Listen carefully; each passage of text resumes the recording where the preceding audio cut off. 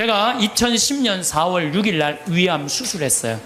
위를 3분의 1을 잘라냈어요. 위를 3분의 1을. 내가 그렇게 방송에 나가서 그렇게 위암 수술했다는데 말할 때마다 놀라는 거 보면 난 또 놀라요. 내가 전국적으로 이렇게 수술했다고 얘기해도.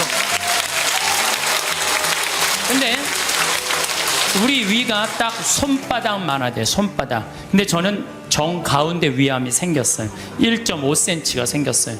그러더니 의사가 요 밑에 생겼으면은 밑에만 자르면 되는데 위에 생겼으면 위에만 자르면 되는데 정가운데 자르면 위로 5cm 아래로 5cm 잘라야지 더 이상 전이가 안 된다는 거예요. 그래서 3분의 2를 잘라야 된다고 잘랐어요. 근데 우리 위는 음식을 받아들이는 부분이에요. 아래는 음식을 빻는 부분이야. 빻는 부분. 나는 근데 빻는 부분을 자른 거야. 빻는 부분을. 그러니까 음식을 먹으면은 옛날에는 위가 알아서 빠졌어. 그래갖고 소장으로 보내줬어. 소장에서는 흡수만 하면 돼. 근데 이제 음식을 먹으면 어떻게 되느냐? 바로 이제 잘라갖고 이 십이장하고 바로 소장으로 내려가는 거예요. 근데 내가 우리 몸이요, 여러분들 제가 항상 강의 때마다 얘기하죠. 이 몸 자체 여러분들 이거 다 돈이에요. 돈. 정말 기가 막힌 거예요.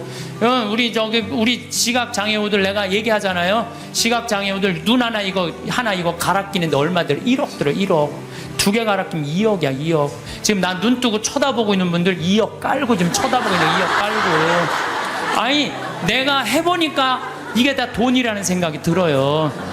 이게 이제 위를 잘랐어요. 위를 잘라니까 밥을 먹잖아요.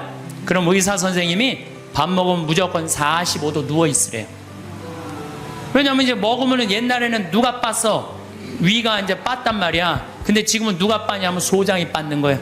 여기 들어가면은 음식이 들어가면요 신기해. 여기서 물컹 지나가. 음식이요. 진짜로 이렇게 지나가요. 이렇게 지나가고 이쪽 등 쪽으로 해서 꾸르륵 하면서 또 이쪽으로 물컹 지나가요.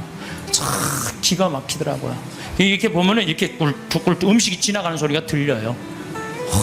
우리 몸이요 이게 다 기적이야. 기적. 그러니까 여러분들 심장 하나 갈아 낀데 5천, 간 갈아 낀데 7천, 신장 갈아 낀데 3천 드는 거예요. 그럼 이거 2억, 이거 1억 5천, 3억 5천. 내가 요즘 이가 안 좋아갖고 이거 갈아, 이거 틀니 비슷한 거 끼고 있거든요. 의사한테 물어봤어요. 이거 임플란트로 다 갈으려면 얼마냐? 이가 28개래요. 신부님 싸게 해줘서 5천 해준대. 그러면은 이거 3억 5천, 이거 5천, 4억이야. 4억. 팔 하나 갈아 낀데 400, 양팔 800, 양다리 1600. 5억에 5억.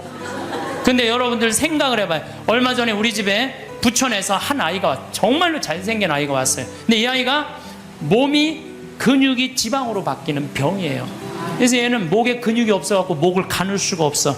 근데 평화방송에서 맨날 날 보는 게 소원인 거야. 형도 그런데 형은 이제 더 이상 움직일 수가 없대. 동생이 왔어요. 동생 왔는데 아버지가 계속 뒤에서 목을 받쳐주고 있더라고요. 여러분들 지금요 이게 병이 들어갔고요 꼼짝도 못하는 사람도 얼마나 많은데요. 근데 그냥 내 남편 멀쩡하고 우리 애들 둘 멀쩡해. 이 멀쩡한 4명 둘러앉아 밥 먹으면요 20억이 둘러앉아 밥 먹는 5억짜리. 감사해야 돼 안 감사해야 돼? 만약에 남편이 저녁에 퇴근해 갖고 들어와 그럼 뭐라 그래야 돼? 5억 들어오네. 5억 어서 들어와.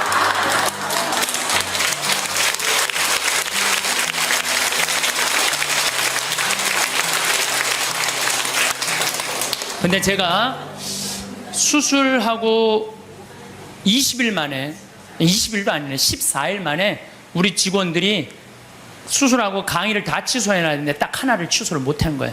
그래서 난 수술하자마자 2주일 만에 강의를 하루 종일 그것도 2,000명 앞에서 강의를 했어요. 근데 이렇게 강의를 하고 밥 먹고 누워 있어야 되는데 밥 먹자마자 강의를 하면요 위가 그렇게 아픈 거예요. 꼬맨 데가 계속. 근데 2년 내내 아픈 거 2년 내내. 근데 작년 여기 온 우리 PD 선생님하고 같이 작년에 이스라엘에서 초청을 했어요. 이스라엘에서 초청을 해갖고 예수님 걸어가신 길을 가자는 거예요. 예수님이 딱 27년 3월 26일 날 나자렛에서 떠나갖고 갈릴레아로 갔대요.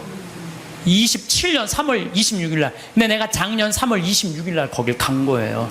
그 떠난 날, 역사적으로 떠난 날 거기 나자렛에서 예수님이 두루마기를 펴서 뭐라 그래요? 오늘 이제 기름이 부어갖고 이 묶인 이들에게는 해방에, 눈먼 이들에게는 빛을, 가난한 이들에게는 해방을 이렇게 얘기를 하잖아요. 이게 오늘 나한테 이루어졌다.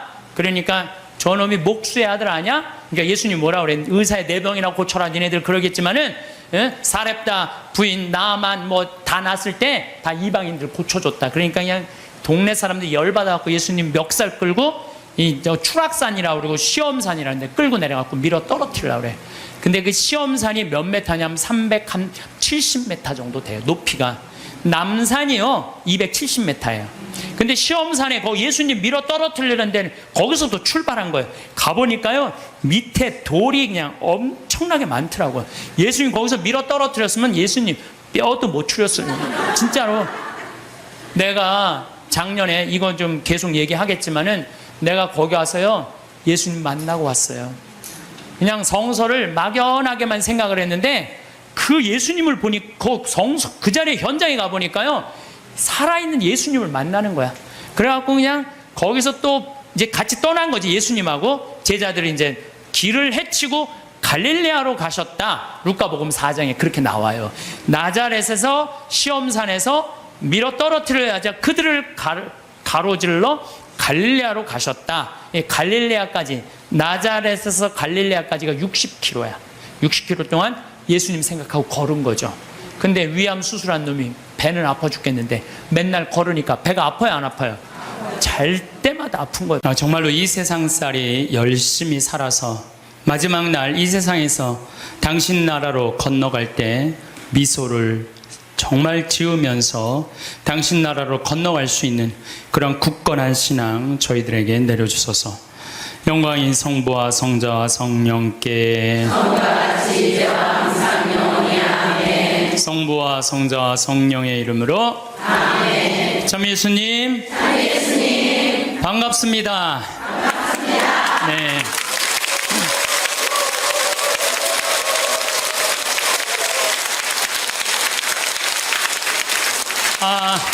지난주에 이어서 제가 지난주에 어디까지 얘기를 했느냐면 제가 위암 수술을 하고 2년이 지나서 나자렛에서 갈릴레아로 떠나는 그런 얘기를 했습니다. 제가 갈릴레아에 가보니까 예수님은 여러분들 우리가 오해하고 있는 게 있어요. 어떤 오해를 하냐면 예수님은 활동 무대가 예루살렘이 아니에요. 예루살렘은요 3년 동안 내가 성서에서 날짜를 계산해 보니까 3년 동안 최대로 많이 있어봤자 20일을 예루살렘에 있지 않았어요. 예수님은 3년 내내 거의 어디 있었느냐면은 갈릴레아에 있었어요. 우리가 성서에서 들은 거의 모든 내용들은 대부분이 어디서 활동하신 거냐면 갈릴레아에서 활동하신 거예요. 그래서 나자렛에서 이제 우리 손철구 목사님이라고 목사님 한 분하고 저하고 이스라엘 투어 미니스트리라고 관광청에서 초청을 한 거예요. 예수님이 가신 60km를 복원을 해놨으니 한번 걸어봐라. 이제 그리고 이제 평화방송하고 이 기독교 방송하고 저하고 우리 목사님하고 이제 갔죠. 갔는데 그 나자렛에서 시험산이라고 추락산 한 380m 정도 되는 데인데 정말로 밑에 바위가 있어요. 예수님 거기서 떨어졌으면요 그날로 끝난 거예요. 시작하자마자. 근데 그 시험산 그 바위산에 올라가 보니까요 이스라엘 평야 들어봤죠? 이스라엘 평야라는 얘기. 그 이스라엘 평야가 쫙 펼쳐져 있는데 끝에 무슨 산이 있느냐면 깔멜산이 있어. 깔멜산. 깔멜산도 많이 들어봤죠? 깔멜회 굉장히 많잖아요. 그 깔멜산이 엘리야가 바알신 그 숭배하는 아세라 목상 쳐 부신대요. 부시고 난 다음에 아방한테 언제 비가 오느냐? 3년 동안 빈님이 오시지 않았고 언제 오느냐? 좀만 기다려 보십시오. 종한테 가봐라. 저기 지중해 올라오느냐? 가봐라. 올라오느냐? 그래갖고 7번째 가니까 손바닥 많은 게 올라옵니다. 그러니까 아방한테 뭐라 그래? 병걸 타고 빨리 가라고 그러잖아요. 그 이스라엘 평야가 그 시험산에 가보면 쫙 펼쳐져 있어요. 그러니까 예수님이 이렇게 자란 동네 나자렛은요, 성서의 내용이 다 펼쳐져 있는데, 앞에는 나인이란 동네. 나인이란 동네 뭐예요? 과부의 아들 살리는. 그냥 과부의 아들이 죽어가니까 예수님은 그 동네 사람이니까 불쌍해갖고 살려주고. 그러니까 거기 나자렛에 가보니까요, 성서가 꾸며낸 얘기가 아니고 그냥 현장에서 그냥 들리는 거야. 나하고 우리 손철구 목사님이 완전 제자가 된 기분이야. 제자가 된 기분. 그래갖고 그냥 예수님이 이제 쫙 펼쳐서 가자. 이제 나도 이제 제자들처럼 예수님 따라간 거죠. 갈릴레아 호수까지. 그런데 가다가 보니까 60km 내내 무슨 꽃만 있느냐면은, 우리 여러분들 유채꽃 알죠? 유채꽃 같은 노란 겨장꽃이 65km 내내 길에 못밖에 없어. 겨자꽃밖에 없는 거야. 겨자. 근데 예수님이 본 꽃이라고는 겨자꽃밖에 본 게 없어요. 그러니까 제자들한테 비유로 할 얘기는 못밖에 없어. 겨자 얘기밖에 할 게 없는 거야. 겨자. 그러니까 성서에 뭐라 그래? 겨자 씨는 어떤 씨앗보다도 작지만 자라면 어떤 풀보다도 커져서 나무가 되고 하늘의 새들이 와서, 제가 재보니까 3m가 넘어요. 그 유채꽃 같은 게 쫙 새들이 그냥 나하고 목사님하고 들어가 봐갖고 정말로 뭔가 깃드냐 그랬더니 새들이 와갖고 하고요. 성서가요, 그냥 전한 얘기가 아니에요. 현장에 있는 그 얘기를 그대로 한 거예요. 그랬더니 뭐라 그래요? 나는 내가 강의할 때 핸드폰을 해도 한 번도 신경질을 부린 적이 없어, 내가. 네. 한 번은 여기 내 앞에 강의를 들으러 오신 분이에요. 강의를 들으러 오신 분인데 핸드폰이 울리더라고요. 근데 내가 그날따라 그분이 마음이 딱 너무 예쁘게 생겨갖고, 나도 이쁜 여자한테 약해요. 할머니인데 너무 예쁘게 생겼어. 걱정하지 마시라고. 나도 어떨 때 강의하다 보면 내 바지에서 핸드폰이 울린다고. 걱정하지 마시라고. 근데 그분이 내 책 사인 받으러 사무실에 내려왔는데요, 그분이 내 강의를 듣고 개종을 한 거예요. 예비자 교리를 나가는 거예요. 근데 내가 그 자리에서 혼을 냈으면 대전에서부터 오셨다는데 얼마나 상처를 입었겠어요. 사람이요, 말 한마디에요, 사람을 살리기도 하고 죽이기도 하는 거예요. 근데 그날따라 왠지 위로를 하고 싶더라고. 걱정하지 말라고. 나는 내 강의 때 핸드폰을 한 번도 신경질 안 부려요. 까먹을 수도 있는 거지 뭐 그걸 갖고 신경질을 부려. 그러니까 마태복음 17장 20절에 이런 얘기가 나와요. 너희가 겨자씨 한 알만한 믿음이라도 있으면 이 산더러 여기서 저기로 옮겨가라 하더라도 그대로 옮겨갈 것이다. 그러니까 예수님이 그냥 본 거라고 못밖에 없어? 겨자꽃밖에 본 게 없냐. 그러니까 비유로 겨자꽃. 예수님이 겨자는 얘기를 괜히 한 게 아니구나. 그래갖고 우리가 또 꽃을 그 열매를 해보니까 씨가, 우리 제일 조그만 뭐라 그래, 좁쌀보다도 훨씬, 깨보다도 훨씬 작아요. 근데 이게 자라갖고 3m. 그러니까 제자들이 이해가 돼요, 안 돼요? 이해가 되는 거예요. 2000년 지난 나도 이해가 되더라고요. 또 내가 3월 말서부터 4월 달부터 걷기 시작했는데 아네모네 꽃이 정말 아름다워요. 여러분들 성지순례 예루살렘으로 갈 거 없어요. 가려면 어디로 가야 돼? 갈릴레아를. 갈릴레아는요 북쪽이에요. 북쪽. 남쪽. 예루살렘은 남쪽에 있고요. 이 갈릴레아는 여기 사해가 있고 그 위에 예루살렘이 있어요. 여긴 예수님 활동 지역은 갈릴레아예요. 갈릴레아는요 학자를 만들고 싶으면은 예루살렘으로 보내고 돈을 벌게 하고 싶으면 갈릴레아로 가요. 여기는 완전히 옥토예요. 옥토. 경치도 얼마나 좋은지 몰라요. 천국이 따로 없어요. 그러니까 여러분들 맨날 성서 그냥 여기서 뒤져봐야 이해 안 돼요. 집에 있는 반지 팔아서 가보셔요. 현장에 가는 게 중요해요. 현장에. 제발 성지순례 좀 가세요. 성지순례도 내가 말하듯이 가슴이 떨릴 때 가야지 다리가 떨릴 때 가면 안 돼요. 아이 참. 아니 여러분들 우리가요 성서 예수님 하느님 나라는요 멀리 있는 게 아니야. 내 현장에 있어. 현장에. 근데 백날 돈 아까워서 거기 예루살렘 갈 거 없어. 갈릴레아만 가면 된다니까. 갈릴레아. 내가 내년 2월 달에 갈릴레아 또 가요. 은혜가 너무 많아요. 왜? 예수님의 그 말씀, 밀 얘기도 마찬가지야. 루카복음 6장에 보면 제자들이 안식일에 밀 이삭을 뜯어 먹어야 돼. 손으로 이렇게 비벼 먹었다 그러잖아요. 그래서 나도 밀밭에 들어가고 비벼서 먹어봤어요. 정말로 싱그럽고 맛있더라고요. 그러니까 이래서 제자들이 밀 뜯어 먹다가 혼났구나, 이 이방인들한테. 그 다음에 씨 뿌리는 사람 비유, 루카복음 8장 11절, 길밥, 돌밭, 가시덤불 가보니까 거기 화산 폭발지대가 있더라고요. 그러니까 거기에 보니까 화산 폭발이 있으니까 길밭도 있고 화산재들도 모아갖고 이렇게 길로 이렇게 해놓은 거 있잖아요. 우리 제주도에 가면 돌담길 그거 해놓은 똑같이 해놨어요. 돌담길. 그러니까 예수님이 이렇게 보다니까 이 밀도 길밭에 뿌려지는 거, 돌밭에 뿌려지는 거, 좋은 밭에 뿌려지는 거. 그러니까 예수님이 이렇게 길을 가면서 그 자리에서 다 가르친 거예요. 그 있는 장소를 그대로 보고. 완전히 내가 제자들, 나는 주님과 나는 함께 걸어가며 지나간 이를 속삭입니다. 손을 맞잡고 친구들을 따라 친구가 되어 걸어갑니다.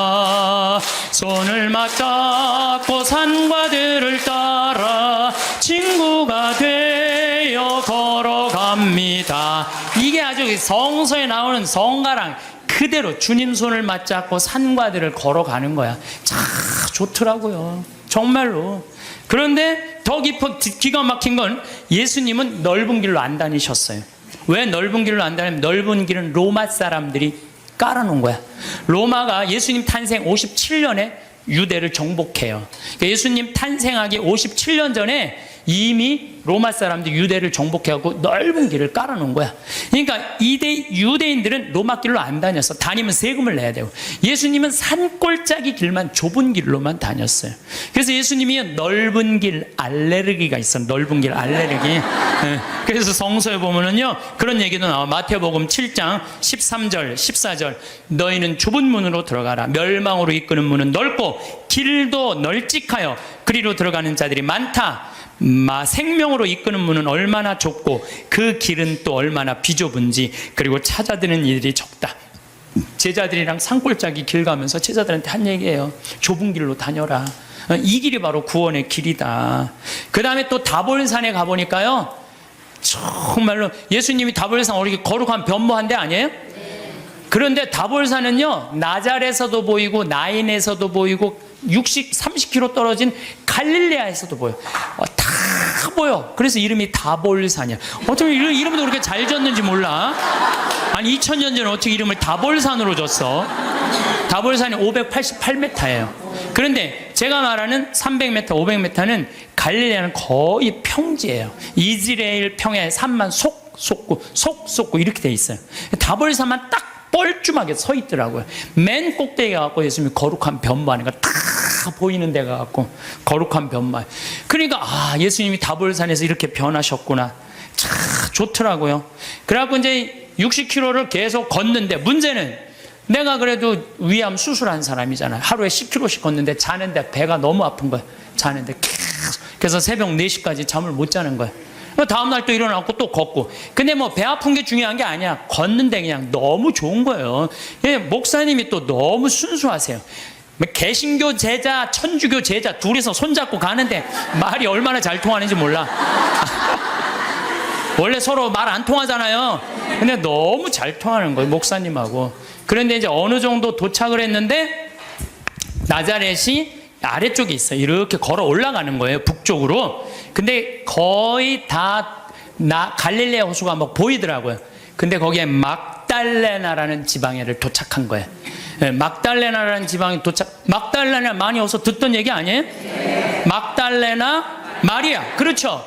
근데 2000년 동안 막달레나라는 지명이 없어졌대요. 그 막달레나라, 성서에는 막달레나가 있었는데 막상 학자들이 찾아가봐도 막달라나가 없는 거야. 그 위에 팔레스타인들이 사는 막달라라는 동네가 사는데 거긴 성서에 나오는 거하고 틀린 거예요. 그런데 한 5년 전에 멕시코의 과달루페 수도원에서 갈릴레아 땅을 산 거야. 호숫가 옆에 땅을 사갖고 이제 거기다 피정집을 짓는다고 땅을 파는데 동네가 하나 나온 거예요. 근데 그 동네를 파다 보니까 막달레나라는 지명이 나온 거예요. 그러니까 예수님이 쫙 가다가 여기가 가파르나움이니까 여길 지나갈 수밖에 없거든요. 이 막달레나 가는데 막달레나의 마리아는요, 물론 성서에 막이 들린 여자 여러 가지 이 얘기가 많이 나오는데, 진짜로는 갈릴레아 호수에서 물고기를 잡으면 이 물고기를 잡아서 염장 소금에 절여갖고 수출하던 여자예요. 부자예요, 부자. 예, 수산나, 요한나, 예, 저기 헤로드의 그 집사, 쿠차의 아내, 요한나, 수산나들이 막달레나가 예수님을 뒤에서 재정적으로 도왔다고 성서에 나와요. 내가 또 찾아놨지 또. 예, 성서에 나와요. 루카복음 8장 1절에 보면 막달레나 마리아와 헤로드의 집사 쿠자스의 아내 요한나, 수산나가 예수님을 도왔다는 거, 재정적으로. 그러니까 막달레나 여자가 여기서 돈을 많던 여자예요, 마리아가. 그러니까 예수님을 도운 거예요. 그래갖고 우리 또 이제 관광청에서 초청을 했으니까 거기 안 보여주더라고요, 개발을 하는데. 근데 우리는 들여다 보여주더라고요. 그 염장한 터 다 있는 거 그대로. 그러니까 막달레나 여자 마리아도 그냥 꾸며낸 여자가 아니에요. 끝까지 예수님을 도왔던 여자죠. 요한나, 수산, 초대 성모 회원 3명, 초대 성모 회원 3명 딱 이 성서 보니까요, 너무 좋더라고요. 그래서 여러분들 현장에 가서 봐야 돼요. 맨날 방에 앉아갖고 예수님이 있는 거야, 없는 거야, 예수님이 온 거야, 안 온, 그 소용없어요. 역사의 현장에 가서 봐야지 살아계신 예수님을 만날 수 있는 거예요. 살아계신. 근데 내가 어디에 도착을 했느냐면은 예수님 산상설교에 도착을 했어요. 산상설교 이제 도착을 해갖고 목사님하고 나오고, 아니 목사님 여기서 5,000명도 먹였대는데 그 많은 사람들한테 어떻게 마이크도 없는데 옛날에 그렇게 설교를 해? 뻥 아니냐? 근데 거기가 이렇게 언덕이 돼 있는 거예요. 이렇게 언덕이. 그래서 목사님하고 나하고 해보자. 그래갖고 100m 정도 떨어져갖고 내가 아래서 목사님 내 말 들려요? 근데 너무 정확하게 들리는 거예요. 이게 언덕에. 우리처럼 나무가 많으면요, 중간에 말이 막히는데 거기 나무가 없잖아요. 그대로 평지 언덕인데 한마디에 그냥 뻥뻥 다 들리더라고요. 그래서 거기서 예수님이 산상설, 진복, 팔단, 행복 선언한대잖아요. 그 목사님이 거기까지는 좋았는데 갑자기 신부님 우리 기도하자는 거예요. 당황스럽더라고. 신나게 놀다가 무슨 기도야. 기도하자고. 그래서 그럼 하자고. 목사님은 저보다 나이가 좀 많으셨어요. 근데 갑자기 무릎을 꿇더니 목사님이 1분도 안 돼서 통성 기도를 하는 거야. 아버지 이러면서 당황스럽더라고요. 아니 우리 신부들이 아버지 통성 기도 해본, 나는 한 번도 없거든요. 통성 기도를 해본 적이 평생 살면서 통성 기도를. 근데 1분 만에 목사님이 아버지 감사합니다 그러는데 나는 이렇게 옆에 앉아갖고 이걸 어떻게 해야 되나, 내가 같이 통성 기도를 해야 되나. 근데 이게 눈물이 나와야지 통성 기도를 하죠. 5분 동안 빨리 끝내시겠지. 5분 동안 계속 하시는 거예요, 기도를. 끝날 것 같지가 않은 거야, 내가 보기엔. 근데 옆에서 너무 애절하게 기도를 하니까요, 나도 이거 열심히 해야 되나 보다, 이런 생각이 들어갖고, 목사님은 가슴으로 기도하지만 나는 머리로 기도하잖아요. 그래서 예수님 감사합니다. 내가 수술하고 이렇게 이 당신 길을 걸으니까 너무 행복하다고. 그 나자렛에서부터 다볼산 지나고 가나, 나인 이런 거 지나면서 밀반, 겨자, 그다음에 예수님 여기 가시관한 그 사과, 그게 그렇게 아프더라고 해보니까. 그런 거 하는데 옆에서는 계속 아버지 그러면 그냥 분위기가 그냥 이상한 거예요, 분위기가. 근데 나도 그렇게 기도를 한 5분 10분 하는데 머리끝부터 뜨거워지기 시작하는 거야. 머리끝부터 막 뜨거워지는데 배가 막 뜨거운 거예요. 그래갖고 이렇게 배가 왜 뜨거우죠? 그리고 한 30분 동안은 계속 그냥 아버지하고 통성기도 옆에선 완전히 하느님 왜 그러죠? 이 배가 왜 이렇게 뜨겁죠? 그런데요, 그거 기도가 끝났는데 그날 이제 호텔에 가서 잠을 자는데요, 2년 만에 처음으로 한 번도 배 안 아프게 밤 한 9시부터 다음날 6시까지 그대로 잔 거예요. 다음날 일어났는데 내가 2년 동안 맨날 밤마다 배가 이렇게 찢어지듯이 아팠는데 안 아프고 일어난 거예요. 가만히 있어봐. 내가 어젯밤에 한 번도 배가 안 아팠는데 이상하다? 그날 이후부터 오늘 딱 거의 1년이 지났는데 한 번도 배가 안 아픈 거예요. 여러분들, 아니 이게 너무 신기한 거예요. 왜 신기하냐면은 그날 막 배가 막 뜨거운 게 느껴졌거든. 막 내 CD 듣고 막 온몸이 뜨거워진다 그래. 발가락에 감각 걸린 우리 음악 선생님처럼 그날 뭐 온몸이 뜨거웠더니 배가 막 뜨거운 거야. 그날부터 하나도 안 아픈 거예요.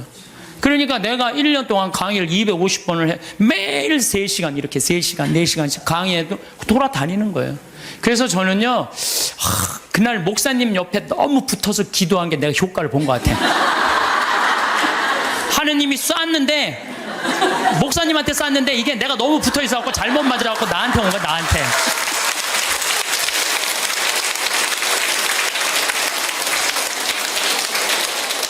근데 사실은 저는 기적을 좋아하는 신분은 아니에요. 왜냐하면 이게 내 몸에 기적이 일어나면 인생 피곤해요.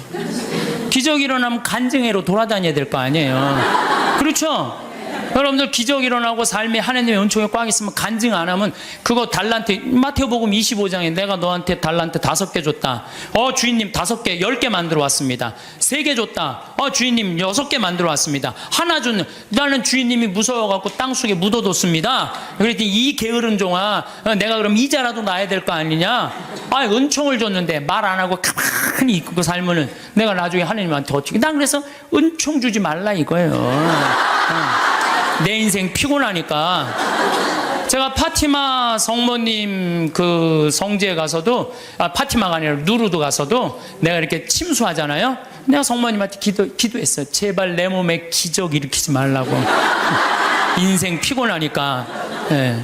그런데 제가 그런 체험을 하면서, 여러분들 나만 그런 기적이 일어날까요? 여러분들은 이제까지 여기 계신 한 200여 분 앉아 계신데 여기 하느님 믿으면서 한 번도 하느님 체험 안 하셨어요? 다 했어요. 다 했어요. 근데 뭐가 문제예요? 까먹는 거예요. 까먹는 거예요. 맞아, 하느님이 나 그때 돌보신 거 맞아, 하느님이 돌보셨던 것 같아. 그런데 내가 먹고 살고 내가 마음이 편안하면요, 악마가 와서 살살 꼬셔요.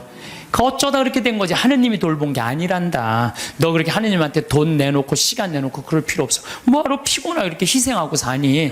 그래, 그 어쩌다 그런 거야. 이래갖고 하느님의 은총을 가볍게 만드는 사람들이 많은 거예요. 신앙은요 기념이에요. 기념.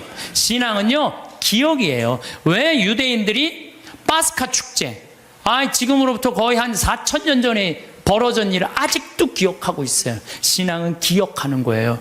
기념하는 거예요. 까먹지 않을 때, 하느님의 은총을 계속 되새길 때. 우리가 2000년 전 예수님이 최후의 만찬 때 한 성체성사, 왜 아직도 기억하고 기념할까요?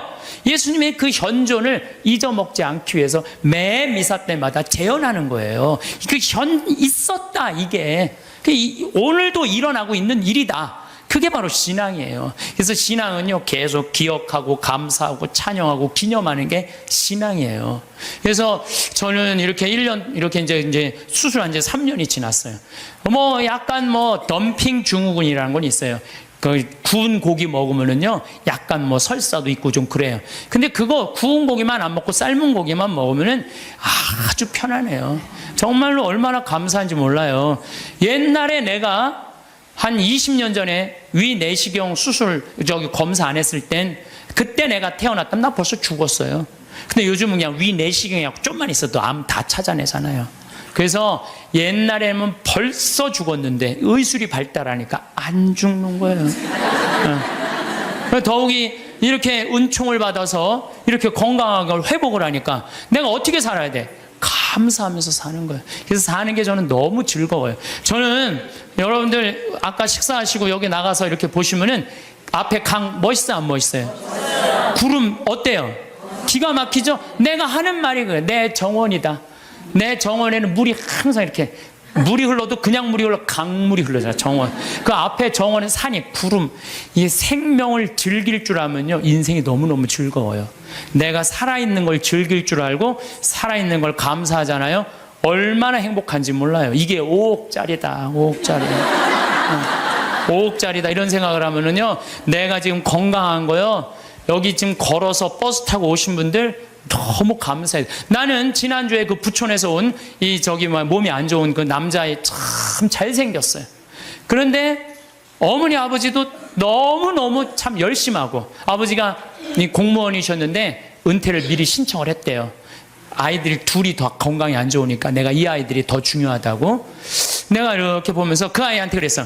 야, 넌 어쩜 이렇게 얼굴이 부처님 반쪽같이 잘생겼냐? 그랬더니 그 친구가 자기 고개도 못 가누는 아이가 이런 말을 하더라고. 신부님, 내가 얼굴은 좀 된다고.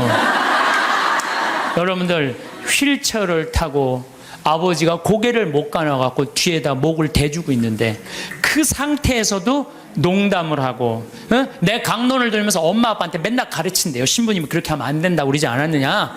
그러면서 그 기쁨이 있는 아이를 보면서 제가, 우리 직원들이요, 너무너무 감동받았다는 거예요.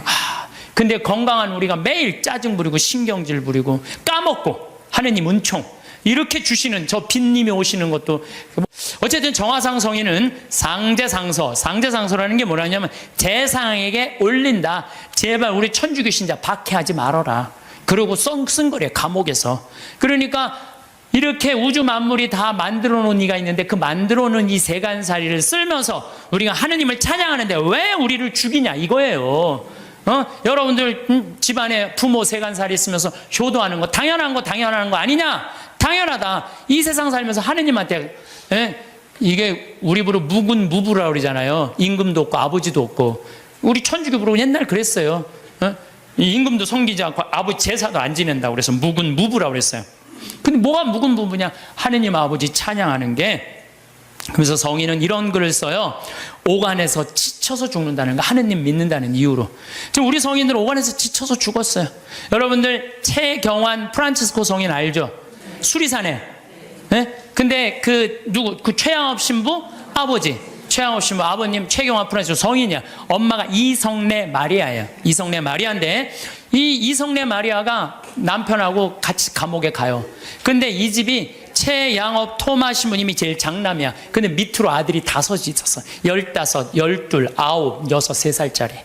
근데 감옥에 형이 신학교 갔다니까 애들은 옛날에 감옥에 가둘 수가 없었어요. 근데 다 감옥에 넣어버린 거예요.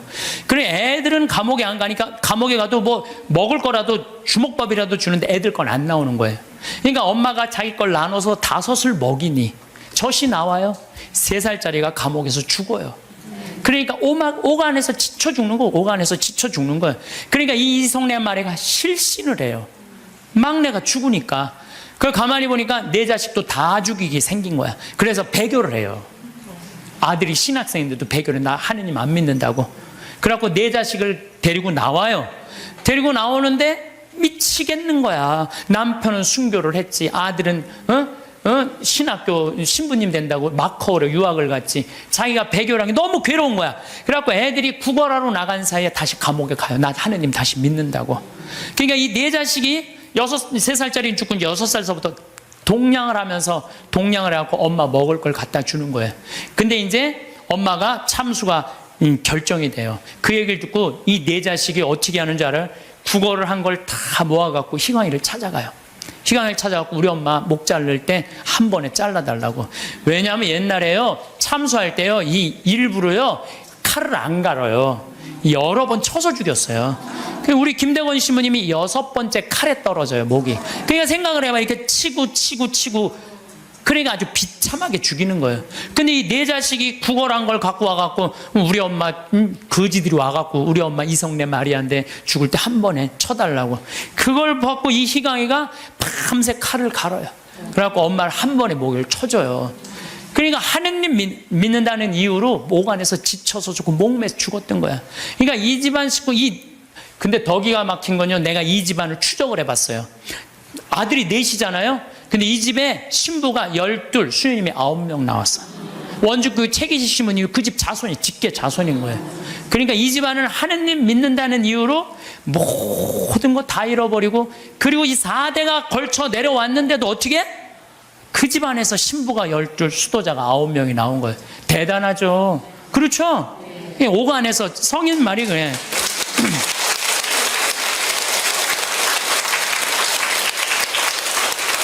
오간에서는 지쳐서 죽고 문 밖에서는 목을 베는 죽임이 끊이지 않고 피눈물이 도랑을 이루었다는 거야. 우리 순교 성인들은요, 하느님 취미로 안 믿었어요.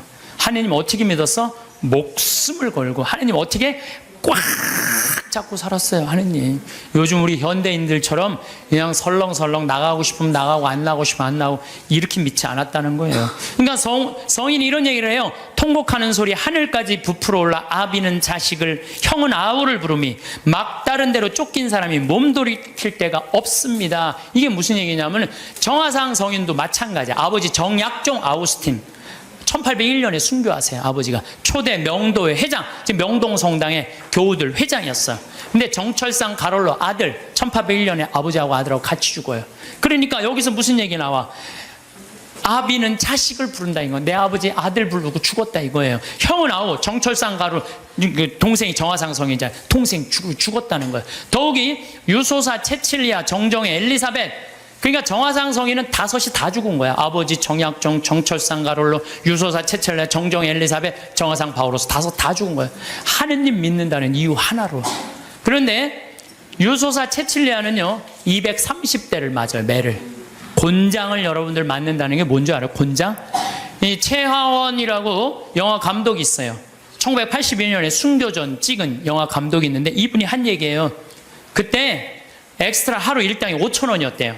근데 도대체 곤장을 맞으면 얼마나 고통스러운지 하루에 2만 원을 걸고 엑스트라 중에 지원자를 찾았대요. 하루 종일 나오면은 5천 원인데 한 대 맞으면 2만 원인데 한 4대만 맞으면 한 달 뭐 일주일 거 되잖아요. 그러니까 한 사람이 내가 맞겠다고 나섰대요. 그래갖고 물을 뿌리고 그 똑같은 곤장 이거를 한 대를 딱 때리니까 이만큼 살이 부풀러 오르더래요. 2대를 때리니까 피가 터지더래요. 2대 이상을 못 때렸대요. 이런 곤장을 72살 먹은 유소사 체칠리아가 230대를 맞은 거예요. 그러니까 옛날에 메뚜기에 맞아 죽는다는 얘기 있죠? 그러니까 죽은 거예요. 그 구데기가 끓고. 이 구데기 끓는 건 김대건 신부님 많이 맞아갖고 구데기 끓는다고 그러잖아요. 8월 달에 잡혀갖고 9월 달에 순교했으니까 그 더운에 두드리면 구데기. 그 썩는 거죠. 저 정정의 엘리사벳 320대를 맞고 아버지하고 똑같이 서서문에서 목 잘려 죽어요. 그러니까 우리 순교성인들은 하느님 믿는다는 이유로 다 죽은 거 다 죽은 거예요. 예. 근데 우리는 어때요? 우리는 그냥 하느님 취미로 믿는 그런 경향이 너무 많아요. 하느님 정말로 제대로 믿으려면은요, 비가 오나 눈이 오나 바람이 부나 더우나 추우나, 내가 휴가를 갔어도 정말 하느님 열심히 믿는 사람 어떻게 휴가 간 지역에 시골 성당에 제일 먼저 찾아오고 주일 미사 몇 시인지 알아보고, 놀다가도 자 우리 미사 참여하자. 그럼 미사 참여하고 노는 사람들, 그런 사람들이 어떻게 하느님 꽉 붙잡고 사는 사람들이에요. 그러니까 이 존 포웰이라는 신학자는 이런 말을 해요. 현대인들은 하느님을 골치 아플 때 먹는 아스피린 정도로 생각해요. 골치 아플 때. 언제 골치 아파? 대학 입시 때 골치 아파요. 우리의 임용고시 볼 때, 남편 뭐 승진 시험 볼 때 이렇게. 그러니까 성지 신부들 내가 얘기 들어보면요, 우리나라 성지들이요 수학 능력 평가 먹고 산대요. 그때만 되면 미사의 물이 그렇게 들어온대요. 성지순례도 그렇게 많이 온대요. 근데 그거 끝나면 딱 끊어진대. 그러니까 하느님을 골치 아플 때 먹는 아스피린 정도로 생각하는 거야. 그러니까 여러분들 그러시면 안 돼요. 비가 오나 눈이 오나 변함없이 하느님 믿는 거죠. 저는 이슬람 사람들 신앙생활에 대해서 깜짝 놀랄 때가 참 많아요. 물론 테러 저지르고 전 세계에 화근이 돼요, 이슬람 사람들이. 근데요, 이슬람 사람들은 라마단 기간이 되면은요, 우리 천주교 사순식하고 똑같아. 해가 떠 있는 동안 물도 입에 안 돼요. 내가 터키 그 성지순례 갔을 때 버스 기사가 이슬람 사람이었어요. 이 사람은요, 해 떠 있는 동안 입에도 안 돼. 계속 그저 코란 읽더라고. 코란 계속 뭐 마시라고 안 먹는데 자기는 모슬렘이라고. 그리고 이슬람 사람 메카를 향해서 하루에 4번 언제나 매일 아무데나 돗자리 펴놓고 절해요. 그냥 우리 천주교는 그냥 신앙생활 진짜 거저하는 거 거저. 제가 어떤 신부님한테 들은 얘기인데, 나이가 꽤 드신 신부님이에요. 내가 호주 갔을 때 옛날에는 아침 기도 저녁 기도 굉장히 길었대요. 조가 만과, 찰만자 써갖고 만과, 아침 조가 만과. 그런데 이 신부님이 조가가 학교가 20km 떨어져 갖고 늦게 일어나 갖고 아침 기도를 못 바치고 그냥 학교를 가면요, 아버지가 밭에 나갔다 와서 엄마한테 물어본대요. 우리 아들 조가 바쳤느냐고. 아, 이놈이 늦게 일어나고 그냥 갔다고. 그러면 아버지가 쫓아온대요. 아들 이름 부르면서, 아들아 기선아 기다려라. 그러고 아들을 붙잡는데, 너 조가 바쳤느냐고. 안 바쳤다면 바치라고. 그 자리에 서서 그 조가를 다 바치고 갔대요. 근데 옛날에 조가가 여러분들 어떻게 했는 줄 알아? 성호경, 오벨에 5번 십자가에 절하고, 천주경, 성모경, 사도신경, 사제경, 관유하심을 구하는 경, 대회제경, 알지도 못해 무슨 기도인지, 도우심을 구하는 경, 사하심을 구하는 경, 호수천신송, 성계와 증인을 위하여 외우는 경. 내가 강의할 때 웬만하면 다 외워서 해요. 이건 아무리 외우려고 해도 안 외워지더라고. 참. 그 다음에 야수 성명도움. 옛날엔 예수님을 야수라고 그랬어요. 야수. 예수 성심 호칭기도, 성모를 찬송하는 경, 천주 10개, 성교 사규, 봉헌경. 이게 아침 기도였대. 요즘 아추기도 봉헌기도 아침 기도잖아요. 이것도 우리는 안 하잖아요. 근데 옛날에 이걸 다 아침에 일어나서 했다는 거예요. 만과, 성호경, 성령 강림송, 죄를 알게 하심을 구하는 경, 고제경, 과유하심을 구하는 경, 사하심을 구하는 경, 소외제경, 호수천신송, 성모 덕서 도서 소도문, 형제 친척 친구 은인을 위하여 외우는 경, 죽은 모든 이를 위하여 외우는 경, 삼덕송, 오사례 5가지 감사송, 천주께서 기르시고 돌보시는 은혜, 강생 구속의 은혜, 죄를 사해 주시는 은총의 은혜, 성교회로 인도하시고 천국으로 이끄시는 은혜. 이걸 외우고 잤다는 거예요. 옛날에 조가망과. 요즘은 신앙생활 해는 건지 아닌 건지 모를 때 너무 많죠. 그리고 이 집은요, 형제가 7형제였는데 묵주가 9개가 내려오지 않으면요 잠을 안 재웠대요. 묵주기도 5단을 바치고 잤다는 거예요. 참. 근데 내가 이걸 어디 가서 강의를 하니까요, 안양 중앙성당에 가서 강의를 하니까 한 50분 된 정말 이 아주 참하고 예쁜 자매가 와서, 신부님 그 오빠가 우리 오빠예요 그러더라고요. 근데 그 자매 하는 말이 자기 자모회장을 한대요. 그 집 신부가 2, 수녀님 1 나왔다는 거예요. 그 나머지 형제들도 다 성당에서 봉사를 한다는 거예요. 하느님 일을 하는 집은요 달라요. 그리고 축복을요 30배, 60배, 100배의 축복을 받아요. 하느님 일하는 집은. 하느님을 까먹고 사는 집들 있죠? 나중에 반드시 감옥에 가요. 봐요. 요즘 감옥에 가는 사람들 봐요. 아무리 잘 나가도요 하느님 까먹고 그냥 자기만 하는 사람 반드시 가는 건 아니지만은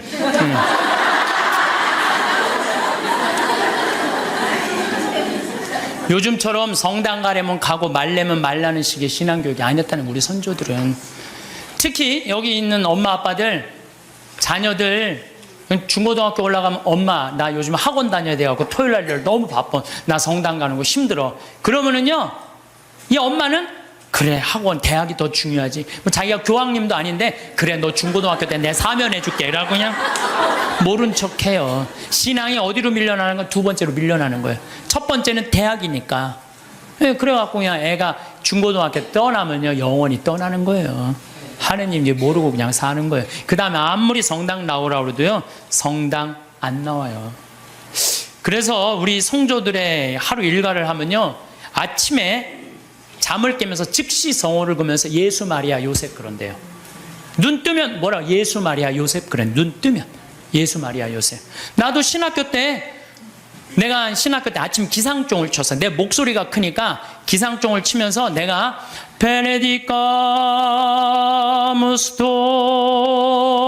도미노, 이게 뭐냐면 주님을 찬미합시다라는 거. 아침에 그 기숙사 전체 강당에 내 소리가 다 울려요. 목소리가 워낙 크니까. 그러면 이제 신학생들이 누워서 그 소리가 들리면은 침대에서 데오크라시아, 하느님께 감사합시다. 그리고 하루를 시작했다는 거예요. 그리고 우리 성조들은 예수 마리아 요셉 이렇게 하면서 기도가, 제 마음을 주님께 드리며 구하오니 주님은 오늘 제 마음을 받아 온전히, 오늘 내 마음을 받아 하루를 온전히 받아 누려 쓰시라는 거예요. 모든 세상 만물이 제 마음을 어지럽히기를 허락지 마소서. 눈 뜨자마자 하느님 생각하면서 예수 마리아 요셉 그러면서, 그리고 일어나면서 십자가에 5번 절했다는 거예요. 옛날에 부모님한테 일어나자마자 아침 문안 인사드리듯이 십자가에 5번 절했다는 거죠. 옷을 입으면서도 하느님 예전에 저를 벗기소서, 그리고 저를 새 사람으로 입히소서, 곧 저에게 예수님의 거룩한 마음을 입히소서. 옷을 입으면서도 뭐 해달라는 거야? 예수님으로 입혀달라는 거. 옷을 입으면서도 더욱이 세수하면서 더 기가 막혀. 하느님 저는 제 육신을 씻으니 청컨대 주님은 제 영혼을 씻으시고 제 마음을 깨끗하게 하시고 제 영혼에 더러운 것을 없이 하시고. 씻으면서도 나는 육신을 씻으니 하느님은 뭘 씻어달라는 거야? 내 영혼을 씻어달라. 나는요 사실은 이렇게 목욕을 좋아해요. 우리 암 환자들은 뜨거운 게 좋대요. 42도가 넘는 게. 그래서 또 난 또 관절염도 있으니까 목욕 진짜 좋아해요. 네. 난 목욕하면 탕 안에 있는 시간이 많잖아요. 탕 안에 멀쩡하게 있는 게 좀 그렇잖아요. 근데 목욕탕에 있으면서 묵주기도를 항상 해요. 그래서 난 묵주기도를 하면서 참 미안했어요. 빨개 벗고 묵주기도 하는 게 미안했어요. 성모님한테도 미안하고 예수님한테도 미안하고. 근데 내가 이거를 구산성지 신부한테 들으면서요, 아, 우리 성도들은 세수를 하면서도 나는 내 영혼을 씻으니, 육신을 씻으니 당신은 영혼을 씻어. 나 그러면서 그때부터 안 미안했어요. 내가 이 영혼이 깨끗하고. 나 오늘 아침에도 여러분들 강의한다고 목욕했어요. 아침에 고통의 신비 5단에서 오늘 저 화요일이잖아요. 너무 좋아요. 그냥 마음이 차분한 거예요. 기도를 하면은. 우리 얼마나 좋아요. 얼굴을 씻으면서도 나는 내 육신을 씻으니 당신은 내 영혼의 더러운 것을 없이 하여 주소서. 식사할 때는 사도 바오로처럼 너희들은 먹거나 마시거나 혹은 다른 일을 행하거나 다 하느님의 영광을 위하여 돼. 우리 주 예수 그리스도를 통하여. 여러분 오늘 곤드레 밥 먹으면서 뭐라 그래? 내가 먹거나 마거나 다 누구를 위해서? 하느님의 영광을 위해서. 이야, 웬 곤드레 그냥 막 먹고 그냥 아무 생각 없이. 내가 먹는 이 힘도 다 누구를 위해서 쓰는 거? 하느님의 영광을 위해서 쓴다. 하느님의 영광을 위해서. 야, 나는 우리 선조들 이렇게 사는 모습을 보면서 정말 반성 많이 했어요. 그리고 일할 때 제 본분을 다하여 생활하면 저를 위함이 아니라 하느님을 위하며, 재물을 탐함이 아니며 교만함을 위함이 아니며 쾌락을 도모함이 아니라 겸손과 공로와 순명함을 위하며 땅에서 갚음을 바라지 않고 하늘에서 갚음을 바라나이다. 일을 하면서도 그 잘 때 제 영혼을 주님 손에 드리나이다. 거룩한 죽음을 맞게 하소서. 성도들은 하루 종일 하느님 속에서 살았다는 거예요. 그래서 내가 신학교 때 우리 신학생들이 모여갖고 한번 얘기해. 야, 우리 하루 성호 몇 번 긋냐? 하루 성호를 몇 번, 57번을 긋더라고. 하루 종일. 일어나서 긋죠? 아침밥 먹을 때 4번 긋죠? 그랬잖아요. 주님, 성부와 성자 성 주님 은혜로 내려주신 의식을 강복하셔서 성호 또 긋잖아요. 다 먹고 전능하신 주님을 참여합시다. 그리고 그냥 세상을 떠난 모든 교우들이 천재자비하시면 평안히 또 그 4번 긋잖아요. 밥 3끼만 먹어도 12번을 긋는 거예요. 12번. 그렇죠? 근데 우리는 어떻게 해요? 먹을 땐 긋는데도 또 먹고 나면 또 안 긋는 사람들 많아요. 네. 먹고 나면 안 긋는 사람들 많아요. 그 다음에 신학교 때 아침 성물대 할 때 긋죠. 주가리안 노래할 때 긋죠. 강복 받을 때 긋죠. 미사할 때 긋죠. 미사할 때 복음할 때 3번 긋잖아. 조그만 거 이렇게 3번. 네, 3번. 끝날 때 이것만 해도 5번, 10번 있는다. 수업 시작할 때 긋고 끝날 때 긋고. 신학교는요, 체육 시작할 때도 가요. 운동할 때도 긋고. 간식 먹을 때도 거. 요즘 어떤 신부님은 1,000원 이하는 긋지 말라고. 1,000원 이하도 거요. 네, 네. 1,000원 이하도 그세요. 1,000원 이하도 그셔. 네, 네. 그래갖고 정말 나는 우리 지금 500만 천주교 교우들이요, 밥 먹을 때, 그리고 지나가면서 불쌍한 사람 볼 때도 없고, 만약에 누구 교통사고 나는데 누구 피했으면 아이고 감사합니다 긋고, 그리고 여러분들 운전할 때, 탈 때 긋고, 내릴 때 감사하다고 긋고. 이것만 거도요, 최소한 30번 이상은 커요. 성어를 많이 금은 글수록요, 이거 내가 누구 자식이라는 거야? 하느님의 자식이라는 거예요. 루카복음 12장 8절에 보면 내가 너희에게 말한다. 누구든지 사람들 앞에서 나를 안다고 증언하면 사람의 아들도 하느님의 천사들 앞에서 그를 안다고 증언할 것이다. 근데 여러분들 밥 먹을 때 남들이 보면 성당 안 다니는 친구들이 있으면 성호 긋는 거 좀 창피하잖아요. 그러니까 안 거. 그러면 안다고 증언하는 거 아니잖아요. 그럼 예수님도 하느님 천사 앞에서 안다고 증언할 것 같아요? 안 할 것 같아요? 증언 안 해. 그세요, 자신 있게. 한 번 긋고 2번 긋으면요, 점점 자신 있어져요. 그세요. 미안할 거 하나 없어요. 왜? 하느님 꽉 붙잡고 살려면 어떻게? 거야 돼요. 그 긋는 사람이 죽을 때 가슴에 뭐가 있는 사람들이야? 여건 있는 사람들이야. 그런 사람들 죽을 때 어떻게 주소가 씩 웃으면서 죽을 수 있는 거예요. 근데 그냥 밥 먹을 때 미안하다가 안 긋고, 다른 친구들한테 창피하다가 안 긋고, 성당도 나가고, 나갈 날 안 나갈 날 안 나가고, 이런 사람 죽을 때 불안해요. 초조하게 죽는단 말이에요. 하나님 꽉 붙잡고 사시면서, 정말 여건에, 가슴 안에 있는 여건 찢지 마세요. 찢지 마시고, 꼭 간직하다가, 여러분들 언제 어느 순간에 돌아가셔도, 난 이제 어디 간다? 하느님 아버지 집에 간다. 그런 분들은 절대 죽음이 우리를 불안하게 안 한다는 거예요. 신부님, 이렇게 신앙 강요하다가는요, 우리 집 자식들 다 가출합니다. 다 가출합니다.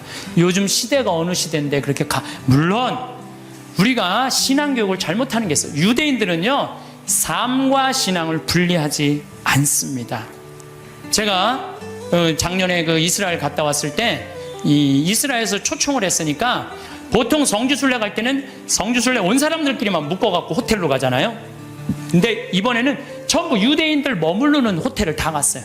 근데 유대인들 머무르는 호텔도 또 완전히 오리지널 종교인들이 모이는 데가 있어요. 그래서 내가 하루는 내려가서 밥을 먹으려는데 잘못 찾아갖고 걔네들 간 데로 간 거예요. 분위기가 이상하더라. 다 머리 이상한 거 쓰고 다른 데 앉아 있었어요. 그런데요, 제가 놀라운 장면을 봤어요.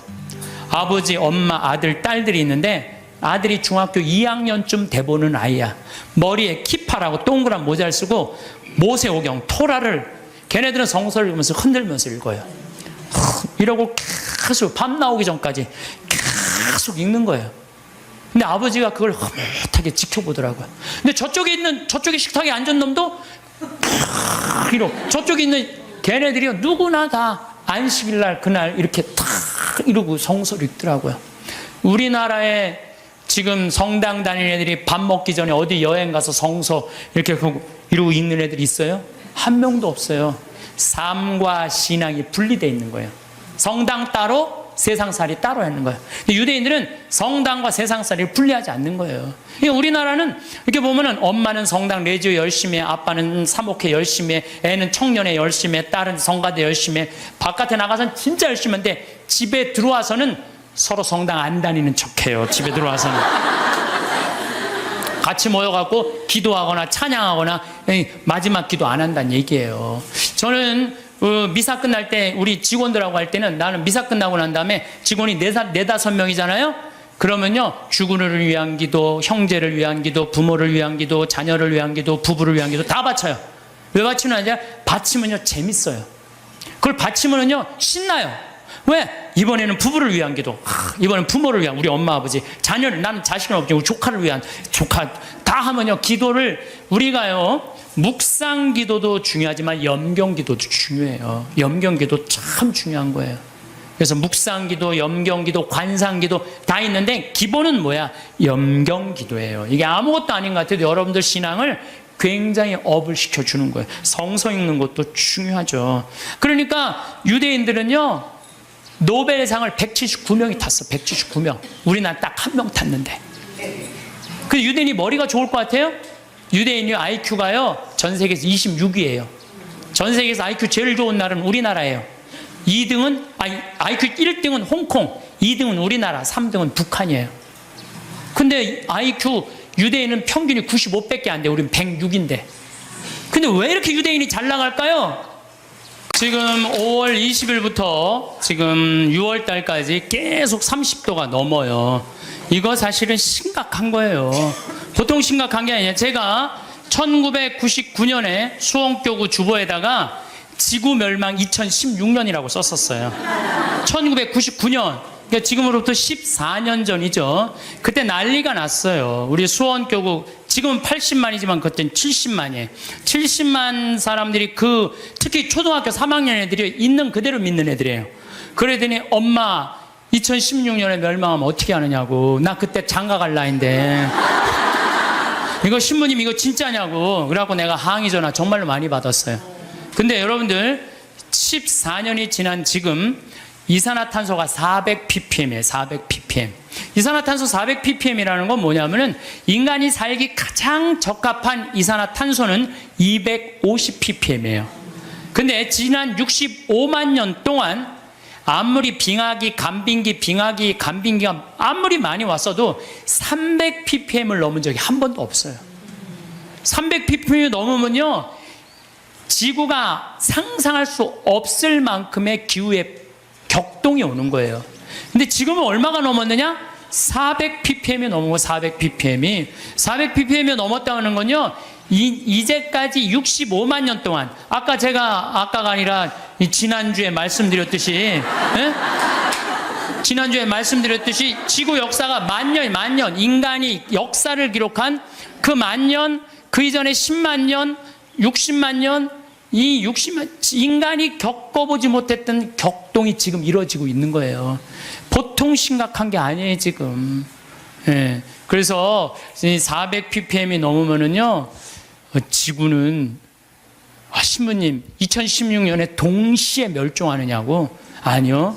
그거는 우리 인간을 많이 오해하는 경우가 있어요. 지구 역사를 46억 년으로 본다면요, 지금 200년은요, 0.0000006초밖에 안 되는 시간이에요. 찰나예요, 찰나. 우리는 100년이 굉장히 긴 것 같지만 지구 입장에서는요, 순식간에 지금 벌어지는 일이에요. 지구 입장에서 우리가 뭐 100년 살다가 죽으면 그냥 그걸로 끝나는 거잖아요. 근데 지구 입장에서 보면 이거는 정말 완전히 거의 끝에 와 있는 거예요. 이 변화, 오죽하면 화성에 가서 살겠다고 그러겠어요. 이 아름답고 이 기가 막히게 신비로운 지구에서 안 살고 그 황량한 화성에서 가서 산다는 말이 되는 소리를 하고 있어요. 이 하나뿐인 지구를 지키지 않으면요, 우리가 이 자손들한테 이걸 물려주지 않으면요, 이거 우리 정말 이 세상에서 살 자격 없는 사람들 많아요. 그러니까 제가 하느님의 은총을 우리가 무시하면 안 돼요. 저 빛님도 하느님의 은총이고, 저 태양도 하느님의 은총이고, 이 들판에 시원스럽게 부는 바람도 하느님의 은총이고, 이 맑고 다른 공기도 하느님의 은총이고, 이런 마음을 가지는 사람은요, 자연을 함부로 대하지 않아요. 근데 그냥 하느님도 없고 이게 다 돈벌이다, 이게 다 돈이다, 이렇게 생각하는 사람은요, 이 지구를 파괴하면서 이 지구에 살 수 없는 세상을 만드는 거예요. 그래서 나는 하느님을 놓치면서 사는 이 현대인들이요, 걱정이 많이 돼요. 하느님을 놓치고 사는 이 현대인들이요, 걱정이 많이 돼요. 어쨌든 유대인들은요, 지구의 0.2%밖에 안 돼, 인구가. 미국에 한 800만 명 산대, 유대인이요. 그 다음에 이스라엘에 한 650만 명, 700만 명. 그 외에도 여기저기 있는 유대인들 다 합쳐봐야 2천만이 채 안 된대요. 그런데도 미국 경제의 60%를 유대인이 쥐고 흔들어요. 그리고 미국 부자의 30%는 유대인이에요. 하버드 대학이 전교생이 18,000명이에요. 학부생. 대학원생은 더 많지만 학부생이 18,000명인데 그중에 6,000명이 유대인이에요. 6,000명이. 우리나라 몇 명인 줄 알아요? 300명, 300명. 근데 그 중에서도 300명 중에 반 이상이 졸업을 못 한대요. 과정을 못 따라가갖고. 근데 걔네들은요, 이 하버드 대학의 법대 50%는 유대인이래요, 유대인. 그러니까 그냥 유대인들은 노벨상 179명이 탔는데 딱 경제학상, 물리학상, 화학상 이런 거예요. 우리는 그냥 딱 한 분 탔는데 그것도 평화상. 평화상. 얘네들은 다 머리로 타는 애들이에요, 머리로. 그럼 유대인이 똑똑해서 그렇게 하버드, 미 8개 그 아이비리그 대학이라고 그러잖아요. 브라운 대학, 컬럼비아 대학, 하버드 대학, 예일 대학, 이런 대학. 요즘은 MIT, 스탠포드 몇 개 또 해갖고 하지만은 그 미 8개 대학의 20%는 유대인이래요. 그러니까 똑똑한 애들은 다 유대인. 그럼 걔네들이 IQ가 좋으냐? 걔네들은요, IQ가 평균 95밖에 안 돼요. 우리나라는 106인데. 그러니까 유대인이 전 세계에서 IQ로는 26위밖에 안 돼요. 근데 왜 얘네들이 이렇게 똑똑하고 공부를 잘할까? 이건 부모의 종교교육에 있는 거예요. 종교교육. 유대인들은요, 3살만 되면요, 토라, 모세오경 읽어줘요. 그 다음에 탈무드 얘기해줘요. 끊임없이 얘기를 해주는 거예요. 얘기. 솔로몬 얘기, 다윈 얘기, 그 다음에 머리 긴 누구의 그거, 힘센 삼손 얘기, 그 다음에 이삭 얘기, 아브라함 얘기, 야곱 얘기, 요셉 얘기, 모세 얘기. 얘네들은 끊임없이 부모한테 얘기를 듣는 거예요. 얘기를. 탈무드도 얼마나 부모한테 지혜로운 얘기를 많이 들어요. 뭐 배 타고 가는데 사람들이 자기 재물 막 자랑하니까 랍비가 나는 그런 거 하나도 안 부럽다. 당신 아무것도 없는데 뭐가 부러우냐? 난 머릿속에 재물이 있다. 그 무슨 머릿속에 재물이 있냐? 그러니까 배가 풍랑에 맞아 있는데 그냥 다 버리지 않으면은 배가 가라앉게 생겼으니까 재물은 다 버렸다. 재물은 다 버렸는데 그 랍비는 아무것도 안 버려도 항구에 도착하니까 머리에 지식을 가지고 선생이 돼갖고 먹고 산다. 진정한 재물은 뭐다? 지혜다, 지혜. 이런 걸 계속 얘기해 주는 거예요, 유대인들은. 우리나라 사람들은 뭐라 그래요? 공부해. 너 잠 좀 그만 자고 공부해. 너 텔레비전 그만 보고 공부해. 너 게임 좀 그만하고 공부해. 너 나중에 고생 안 하려면 공부해. 20년 동안 대한민국 엄마들은요, 공부하라는 얘기만 해요. 밑도 끝도 없이 공부하라고만 해. 애들이 엄마한테 듣는 건 지혜 얘기 하나도 안 들어. 오로지 공부해, 공부해, 공부해. 이 얘기만 듣는 거예요. 개들은요, 10마디 정도 알아듣는다고 그래. 개들은. 내가 키우는 개도 일어나, 기다려, 손, 엎드려, 먹어, 가. 이 정도 알아들어요, 개들. 내가 우리 방에서 키우는 개 나라고 한 번도 내가 얘하고 대화를 해본 적, 너 박근혜 대통령에 대해서 너 어떻게 생각하냐? 한 번도 내가 얘기해 본 적 없어요. 얜 개니까 말귀를 못 알아듣잖아요. 말귀를 못 알아, 말 안 하는 거예요. 근데 여러분들 자녀들한테요, 마치 개한테 하는 엄마들 많아요. 일어나, 밥 먹어, 학교 가, 시험은, 숙제는, 공부해, 고생하지 싫으면 공부해, 나중에 다 알아, 공부해. 20년 동안 공부하라는 얘기만 해요. 그러니까 애들이 제일 지겨운 게 공부하라는 얘기 듣는 거예요. 엄마가 유대인들은요, 왜 자기네들이 히틀러한테 600만 명이 홀로코스트 학살을 당했는지, 왜 2000년 동안 떠돌아 다녀야 되는지, 왜 자기네들 이집트로 끌려가야 되는지, 어떻게 이집트에서 탈출했는지, 40년 동안 왜 광야를 떠돌아 다녔는지 다 얘기해줘요. 역사에 대해서. 애들이 역사를 다 아는 거예요. 근데 우리나라는 왜 5.18 광주 민주 학생운동이 왜 일어났는지 얘기해주는 부모가 얼마나 돼요? 예? 군인들이 그냥 나라를 뭐 구테타를 일으켜서 하려고 그러니까 그거 들고 일어나는데 와 500명의 그 꽃다운 아이들이 다 죽은 얘기해줘야죠. 왜 우리나라는 남북으로 갈라져서 전쟁을 해요? 네? 같은 민족끼리 서로. 왜 남북으로 갈라졌어요? 해방을 했는데 북은 소련이 갖고 가고 남은 미국이 갖고 갔잖아요. 왜? 해방을 우리 자체적으로 못했잖아요. 독립 우리 자체적으로 한 게 아니잖아요. 원자폭탄 터뜨렸고 손들고 소련이 진격하고 미국이 갖고 가는 판 나는 거예요. 이 나라를 우리가 지키지 못한 거예요. 하다못해 1868년 이 일본은 천황을 중심으로 해갖고 나라를 통일을 해갖고 항공모함 비행기 만들 동안 우리 뭐 했어요? 사색당파 나눠줘갖고 이걸 왕으로 세울 거냐 저를 왕으로 세울 거냐 이러고 싸우다가 나라 뺏길 때 총 한 번 못 쏴보고 나라 뺏긴 거 치욕의 역사를 갖고 있는 거예요. 그러니까 우리 정신 차려야 된다 이런 얘기 해야 안 해요? 하나도 안 해요. 밑도 끝도 없이 공부해라는 밑도 끝도 없이 왜 공부해라는 게 우리가 북이 우리나라 뺏기면은 종교도 자유도 다 없어진다. 이 나라는 우리가 지켜야 된다. 이런 얘기 해줘야죠. 우리 부모들이 오로지 공부하라 그래. 공부하라는 얘기만 들은 애가 이제 대학교 법대를 갔어. 아빠, 나 공부해야 되는데 나 군대 가면 나 공부 못 하잖아. 아빠 지금 좋은 자리에 있으니까 나 군인 좀 빼줘. 그래? 너 공부해야 돼? 그럼 내 자리 빼줄게. 그래갖고 그냥 빼줬어. 자리 손 써갖고. 그래갖고 얘도 잘 나가고 근데 아버지가 너무 잘 나가. 그래갖고 너무 잘 나가고 어느 날 장관 청면에 딱 앉아 있었는데 국회의원이 당신 애들 왜 군대 안 갔냐 그러니까 왜 군대 안 갔지? 공부하냐고 내가 빼줬는데. 그래갖고 그냥 공부한다고 그냥 아버지 그냥 장관 자리에서 끌어낸 자식들이 얼마나 많아요. 그렇지 않아요? 얘가 역사의식이 있고 부모가 역사의식이 있었으면 내 나라는 네 나라는 누가 지켜야 된다? 네가 지켜야 된다. 그럼 얘가 아버지 나 군대 갔다 올게요. 이 나라 내가 지켜야죠. 내가 앞으로 이 나라의 지도자가 될 건데 내가 지켜. 이 소리 할 거 아니에요. 부모가 그런 얘기 해요 안 해요? 하나도 안 해요. 오로지 공부해라는 얘기만 오로지. 너 하나 잘 되려면 공부해라. 내가 작년에 그 이제 갈릴레아까지 다 갔어요. 그랬더니 네게부 사막 체험을 또 데리고 가더라고요. 근데 거기 가보니까요, 고등학교 3학년 유대인 천재애들이 30명 정도 온 거예요.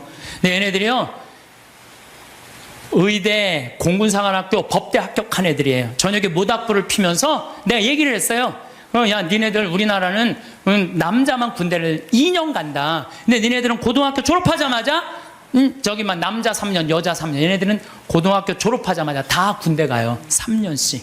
그래서 이스라엘에 가보면요, 군인 애들이요, 거의 청소년 애들이에요. 고등학교 졸업하자마자 가갖고. 그래서 내가 니네들 진짜 군대 가는 거 원하느냐? 볼런티어 하는 거냐? 그랬더니 의대 합격한 애가 눈이 반짝거리면서 뭐래느냐? 우리는 6억 명의 이슬람 속에서 둘러싸여 산다. 근데 우리 600만 명이 살아남으려면 내 나라는 누가 지켜야 된다? 내가 지켜야 된다. 얘네들은 분명한 거예요. 근데 우리나라는요, 그런 역사의식, 민족의식, 주변 상황, 그런 거 이제 하나도 얘기 안 해줘요. 오로지 공부해. 성당 너 공부하려면 성당 내가 6년 동안 너 관면해줄게. 성당도 안 나가고 공부만 하는 거, 역사도 모르고. 이게요, 결코 건강하게 키우는 게 아니에요. 신앙이라는 건요, 아무것도 아닌 것 같아도 신앙이 얼마나 중요한 건데. 그러니까 유대인, 아인슈타인, 에디슨, 프로이드, 스티븐 스티벌거 다 유대인이에요. 근데 얘네들 다 자라면서 한 얘기가 다 부모예요. 전 세계에서요, 부모가 아무 일도 안 하고 엄마가 자녀 교육에만 매달리는 나라가 두 나라 있어요. 하나는 이스라엘, 하나는 대한민국에. 두 나라가 있대요. 근데 이스라엘은 왜 그렇게 아이들이 승승장구하고, 우리나라는 그 미국의 최고 좋은 대학만 가면요, 10%가 졸업을 못 한대요. 10%도 졸업을 못 한대요. 왜냐면 아이들이에요, 대화가 없어서 그래요. 신앙도 없고. 신앙이라는 게 아무것도 아닌 것 같지만요, 정말 중요한 게 신앙이에요. 저는 한번 부산에서 어디 강의를 가게 됐어요. 정말 너무너무 이제 차가 막혀갖고 이제 아주 정말로 그야말로 그냥 속이 바짝바짝 탔어요. 내비게이션이 가르쳐 주는데 불안하더라고. 내비게이션이 이렇게 가는데 분명히 성당이면 시내 한가운데일 텐데 이상한 대로 계속 가는 거예요. 이게 맞는가 계속 가는데 도착했습니다 딱 그랬는데 벌판인 거예요. 강의는 5분 남겨놨는데 미치겠더라고요. 그래서 내비게이션을 내가 두들겨 팰라고 그랬어요. 이놈의 새끼 이거 제대로 안 가르쳐 줬다고. 여러분들이 자식에 있어서 여러분들이 뭘까요? 내비게이션이에요. 여러분들이 인생의 내비게이션들이에요. 근데 여러분들이 안내를 했어. 안내를 했는데 전혀 엉뚱한 데다 안내를 해놨어. 그래갖고 애가 인생 끝에 갔는데 인생의 참 의미를 모르고 허탈하는 경우가. 그럴 때 어떻게 할 거예요, 여러분들? 정말 과연 내가 내 자식한테 인생의 내비게이션 역할을 잘하고 있는가? 내비게이션, 최고의 좋은 내비게이션 역할은 뭐예요? 신앙생활이에요. 이정표 확인하듯이. 그래서 하느님 꽉 붙잡고 살아야 되는데 너 공부하려니까 너 끊어. 그래갖고 거미가 나뭇가지 타고 나는 거 줄 끊듯이 그냥 신앙을 딱 끊어버리는 거예요. 성당도 마찬가지예요. 여러분들 자녀들이 왜 성당 나가기 싫어하는 줄 알아요? 여러분들이 자녀들한테 뭐라 그래? 성당가, 성당가, 성당가, 성당가, 성당가. 그 얘기만 해요. 왜 성당 가야 되는지 얘기해 주는 거 없잖아요. 아브라함 얘기를 묵상을 해서 얘기를 해준다든가, 솔로몬 얘기를 해준다든가, 우리 김대건 신부님 얘기를 해준다든가, 최양업 신부님 얘기를 해준다든지, 아니면 프란치스코 성인의 삶을 얘기해 준다든지, 우리 비오 성인 이탈리아 로톤도에 오상 받은 신부님 얘기를 해준다든가, 파티마 성모님, 루르드 성모님, 과달루페 성모님, 이번 르완다 성모님 발현했다고 그래. 1982년에 르완다 성, 그런 얘기 하나도 안 해줘요. 오로지 성당가, 성당가, 성당가, 성당가 그 얘기만 하는 거예요. 근데 애들이 두 가지를 하기 싫은 거예요. 성당 가고 공부하는 거. 이거 두 가지가 싫은 거야. 네. 두 가지를 안 하는 거예요. 이유를 얘기해 줘야 될 거 아니야. 왜 성당 가야 되는지, 왜 공부해야 되는지. 이유를 안 해주고 무조건 그냥 성당 가, 공부해. 이야기.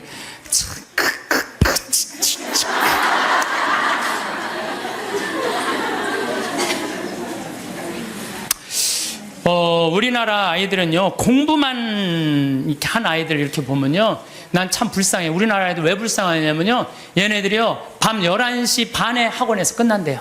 그럼 집에 오면 숙제가 있대요. 새벽 2시까지 숙제한대요. 아침 6시 일어나야 되는데 또 아침에 학교 가서 수업해야 되니까. 그러니까 얘네들이 친구를 사귈 시간이 없는 거야. 중고등학교 때 친구 우정이 평생을 가는 거 아니에요. 근데 자기 숙제하고 학원 다니느냐고 친구를 만나서 친구들하고 놀아야지 우정을 나눌 거 아니에요. 그런데 이게 친구를 사귈 시간이 없는 거야. 그러니까 그냥 여러분들 작년 2012년 7월 30일까지 우리나라 중고등학교 애들이 몇 명이 자살을 했는 줄 알아요? 730명이 자살을 해서 730명. 이거는요 정말로 끔찍한 거예요. 애들 죽음으로 누가 몰아넣는 거야? 대한민국 부모들이 다 몰아넣는 거야. 나는 우리나라 애들, 나는 이해가 안 되는 단어가 있어요. 아니, 학기 중에 새벽에 학교가, 밤중에 자율학습회, 학원과 새벽 2시까지 숙제, 방학 때 무슨 보충 수업을 또 해. 얘네들이 뭐가 모자란다고 보충 수업을 하냐고요. 방학 땐, 방학이라는 단어를 그럼 쓰지. 방학이라는 건 배우락을 놓을 방자를 쓰는 거예요. 공부하는 걸 놓는 게 방학이에요. 근데 이때 또 그냥 정말로 이게 정말 너무 답답해. 너무 답답해. 그러니까 아이들이요.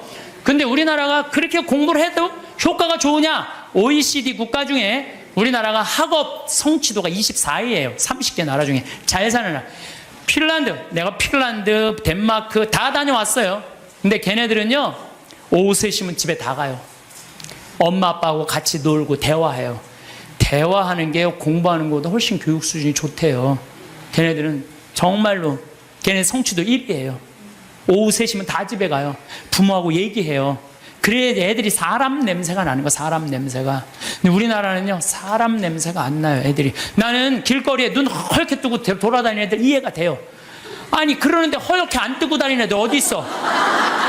태어나서 공부해 이 얘기만 그냥 태어나갖고 좀 산 좀 보려고 그러니 엄마가 그냥 정신 나가면 그냥 창문에다 가나다라 마바 차탁갔다니 누워서 모빌이 돌아가는데 기억니을 니글이 돌아가고. 아니, 이런 애들이 중고등학교 돼갖고 제정신으로 다니는 애들 어디 있어요? 눈 허옇게 뜨고 뭐 어른이 몸만 눈 뒤집어 뜨고 흰 눈동자 95%, 까만 눈동자 5%. 나는 요즘 애들 폭력적이고 반항적인 거 이해가 돼요. 당연히 그렇게 만드는 거. 지금 애들 정서적으로 잘 키워야 될 거 아니에요. 저는요, 중고등학교 때 내가 성당 다녔는데 성당 생활이 주야. 학교는 취미예요, 취미. 수업만 끝나면 무조건 성당 갔어요. 수업만 끝나면. 예술제 한다고. 나는 유대철 역할 했어요. 어렸을 때 유대철 성인 역할, 연극하고 기도하고 아이들끼리 모여서 누구 위해서 기도하고, 또 뭐 여름에 캠핑 간다면 한 달 내내 물건 준비하고 또 친구들끼리 싸우고 화해하고 이러면서 우정이 쌓이는 거예요. 그 성당에서도요, 우리는 성가 화음 마친다고 8명이 모이면요, 뭐 테너 저기 저기 베이스 이게 하면서 애들 8명이 성가하고 그랬어요. 학교에서도. 나만 그런 게 아니에요. 우리 중고등학교 때는 토요일날, 일요일날이면 다 교회, 다 성당, 다 절에 갔어요. 그러니까 애들이 신앙생활이 기본이었어요. 그 중고등학교 때 신앙생활이라는 건 뭐냐면 거룩한 거에 깃들이는 거예요. 그러니까 우리 친구들 중에 12명이, 남자애들이 12명, 남자, 여자 한 20, 30명 됐는데 남자들이 12명, 그 중에 6명이 신학교 간다고 그랬어요. 그 중에 3명이 신학교 갔어요. 하나는 외방성교회, 하나는 이번에 무슨 안식년 끝나고 난 다음에 그동안 쭉 교도소 사목하다, 하나는 환경하고, 나머지 3명도, 하나는 내가 정말 존경하는 친구인데 학교 선생님, 아마 학교에서도 정말 열심히 지난번에 그 학교 강의 갔더니 저 선생님은 신부님 되는 게 낫겠다고 신학교 가려고 그랬던 아이니까. 또 하나는 교수하고 있고, 또 하나는 무슨 신협 이사하고 있고, 또 안 간다는 친구들도 어렸을 때 다 우리 신학교 가자 이랬던 애들이에요. 그래서 수원시청에 한번 갔는데 내 친구가 하나 있는데 팀장이래요. 그러고 저 오 팀장님은 신학교 가는 게 남분이라고. 그러니까 어렸을 때 신학교 가고 성당에서 어울리는 애들은요, 거룩해요. 거룩하고 정의로운 곳에 맛을 들여요. 여러분들 신문지에다가 생선을 싸면요, 비린내가 나요. 신문지에다가 향을 싸면요, 향이 나게 돼 있어요. 애들한테 공부해 이것만 하면요, 애는요 자기만 알게 돼 있어요. 경쟁만 할 줄 아는 거예요. 서로 친구끼리 화목하게 협동하고 이러는 게 없어요. 지금 애들은 그냥 나만 공부하면 되는 거야. 그러니까 얼마나 세상이 각박하냐 이거예요. 그러니까 난 우리 중고등학교 때 성당 다니는 애들, 교회 다니는 애들, 절 다니는 애들, 정말 열심히 한 애들이 학교에서도 공부도 다 잘했어요. 보면은. 근데 그게 어느 순간인가 자율학습 학원에 다 뺏겨버린 거야. 그러면요, 공부는 잘할지 모르지만 나라는 안 건강해요. 왜? 중고등학교 때 신앙을 통해서 거룩한 가르침을 들은 애들은요, 저는 불교 가르침이든 천주교 가르침이든 개신교 가르침이든 종교라는 건 최고로 높은 가르침이에요. 그 가르침을 듣고 자라는 애들은 달라요. 달라도 뭐가 달라요. 근데 그냥 아무것도 지금 애들이 성당 가서 성서를 제대로 들어요. 자기네들끼리 토론을 해요. 아무것도 안 하잖아요. 그러니까 그냥 서로 왕따 시키고 그냥 정말 우리가 깜짝깜짝 놀랄 일들이 뉴스만 보면 나오잖아요.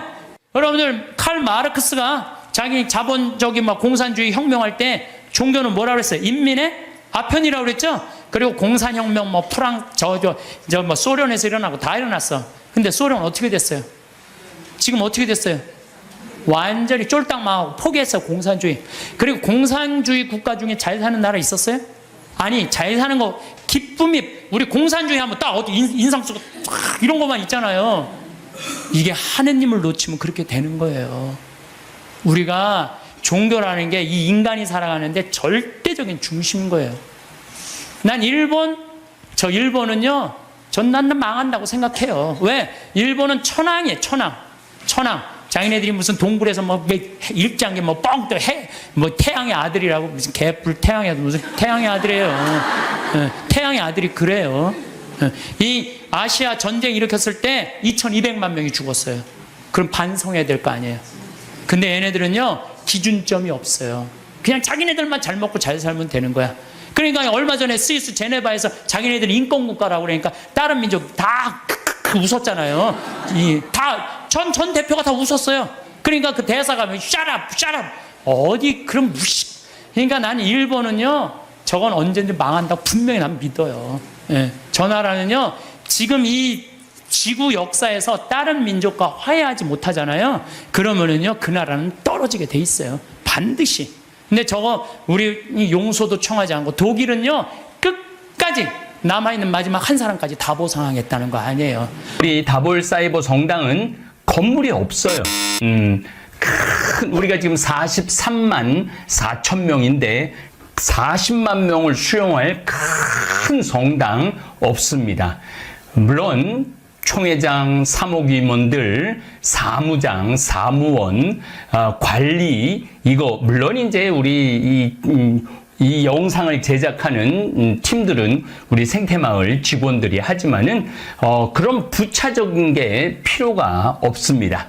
또 여러분들은 성당을 가기 위해서 또 제가 하는 교육을 받기 위해서 차를 타고 버스를 타고 기차를 타고 다니실 필요가 없습니다. 집에서 그저 이 스마트폰만 열면은 매일매일 강의가 올라오고 또 실시간으로 대화를 할 수 있고 또 시대적 흐름을 나눌 수 있습니다. 그야말로 이제 4차 산업 시대에 어떻게 보면 가장 핫한 뜨거운 공간이 다볼 사이버 성당이라는 생각을 합니다. 그동안 3년, 4년 동안 열심히 했고 그동안 올린 강의가 5,300개 정도 됩니다. 그 가운데 성서에 관련된 강의를 375편을 강의를 했어요. 이게 전부 다 강의 제목입니다. 이게 화면에 다 올라갈 겁니다, 여러분들. 내가 요 부분에 대해서 공부해보고 싶다. 요 부분이 궁금했다. 이런 것들은 우리가 영상을 지금 이 화면에 올릴 테니 여러분들이 찾아보시면 됩니다.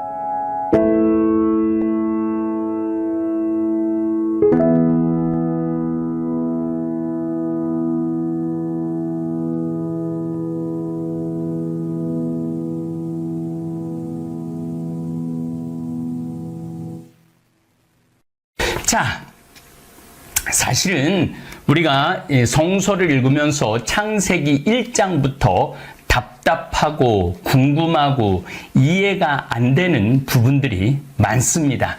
그런데 사실은 성서가 거의 신구약 다 합쳐서 8,000페이지, 뭐 10,000페이지 정도 되는데 그거를 읽는다는 게 쉬운 게 아니에요. 그리고 창세기부터 지금까지의 역사, 어떤 개신교 신자가 저한테 편지를 했어요. 어떤 편지를 했나 아주 오래전 얘기예요.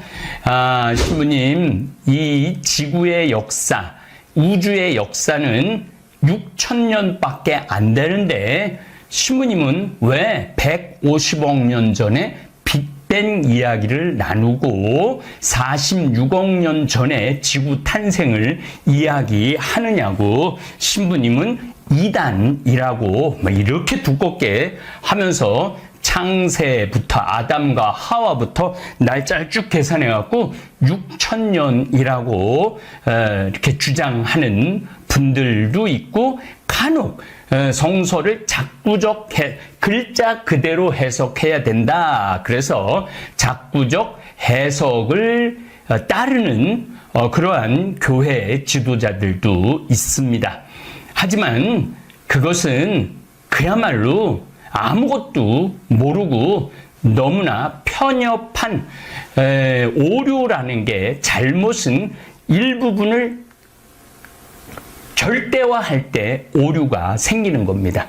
이 인류 역사, 인간의 역사, 이 태양계의 역사, 우주의 역사, 이런 게 지금 수많은 과학적 증명으로 속속들이 증거가 나오고 있습니다. 그래서 여러분들 성서를 공부하기 위해서 성서 글자 그대로만 이해를 하면은 여러분들은 어둠 속에 헤매는 그러한 구도자들, 신앙인들이 되는 겁니다. 제가 이렇게 일단은 성서를 이해하기 위해서는 그 지역에 가봐야 돼.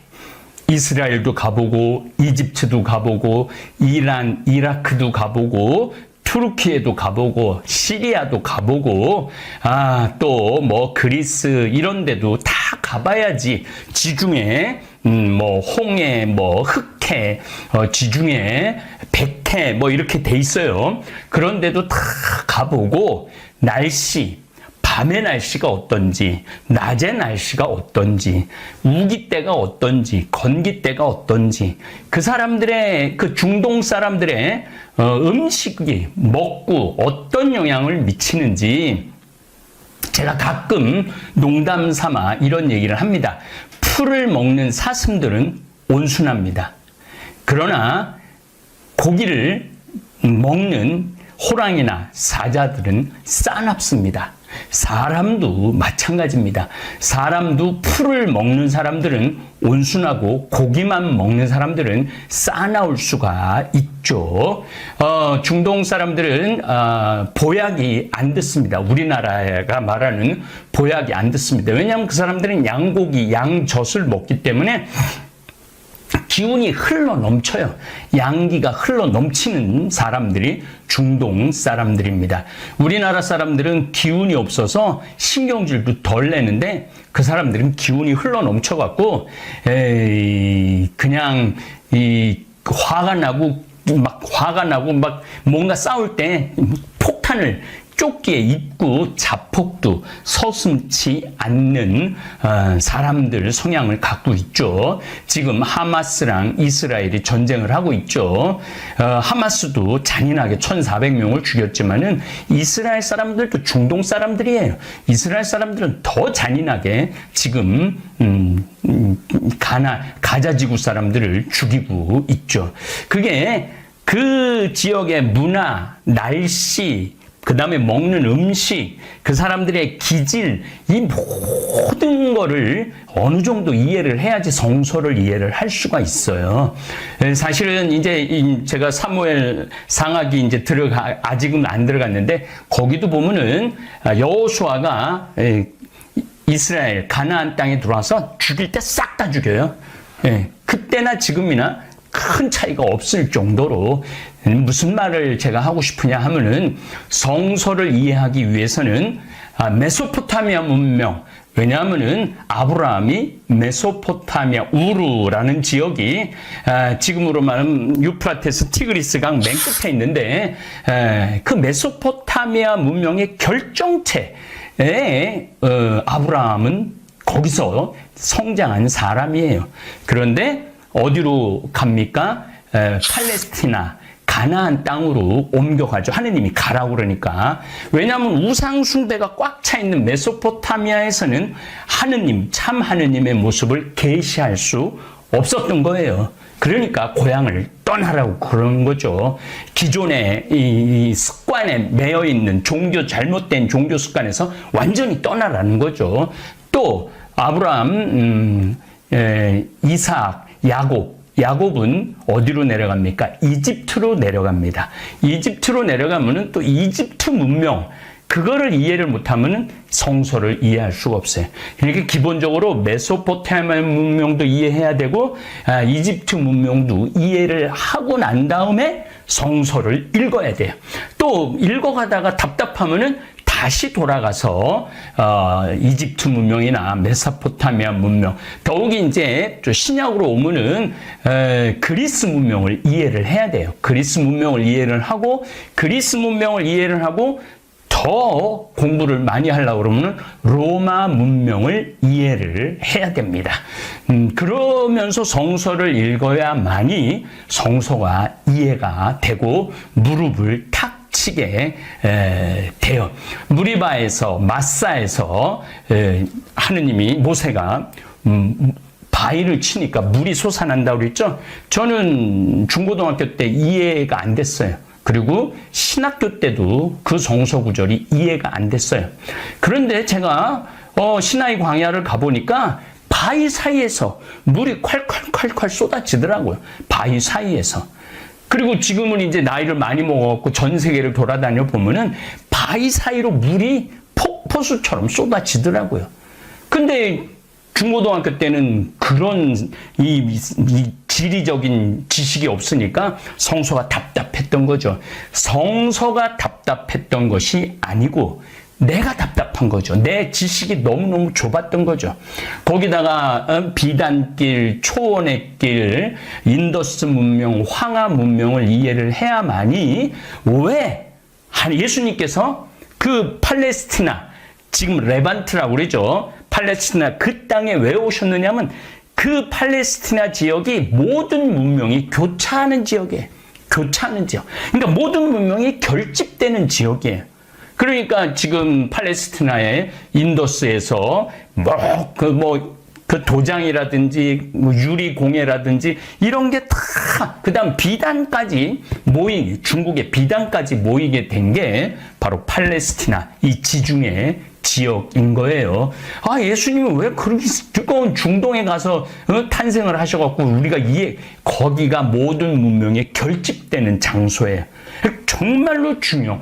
그래서 중동, 미들 이스트 중간에 있다 이거예요. 중간, 정중앙에. 우리가 세계 지도 보면은 중동이 저쪽에 가 있지만은 문명으로는 합쳐지는 것이.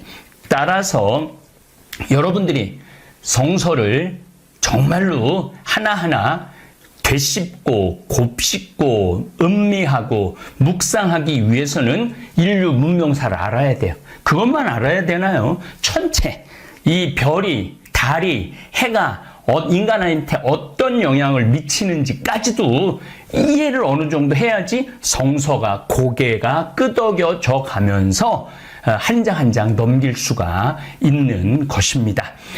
당연히 문자에 대한 이해도 있어야 되죠. 상형 문자, 세기 문자, 서령 문자, 표음 문자, 이런 모든 문자의 총집합체가 성서입니다.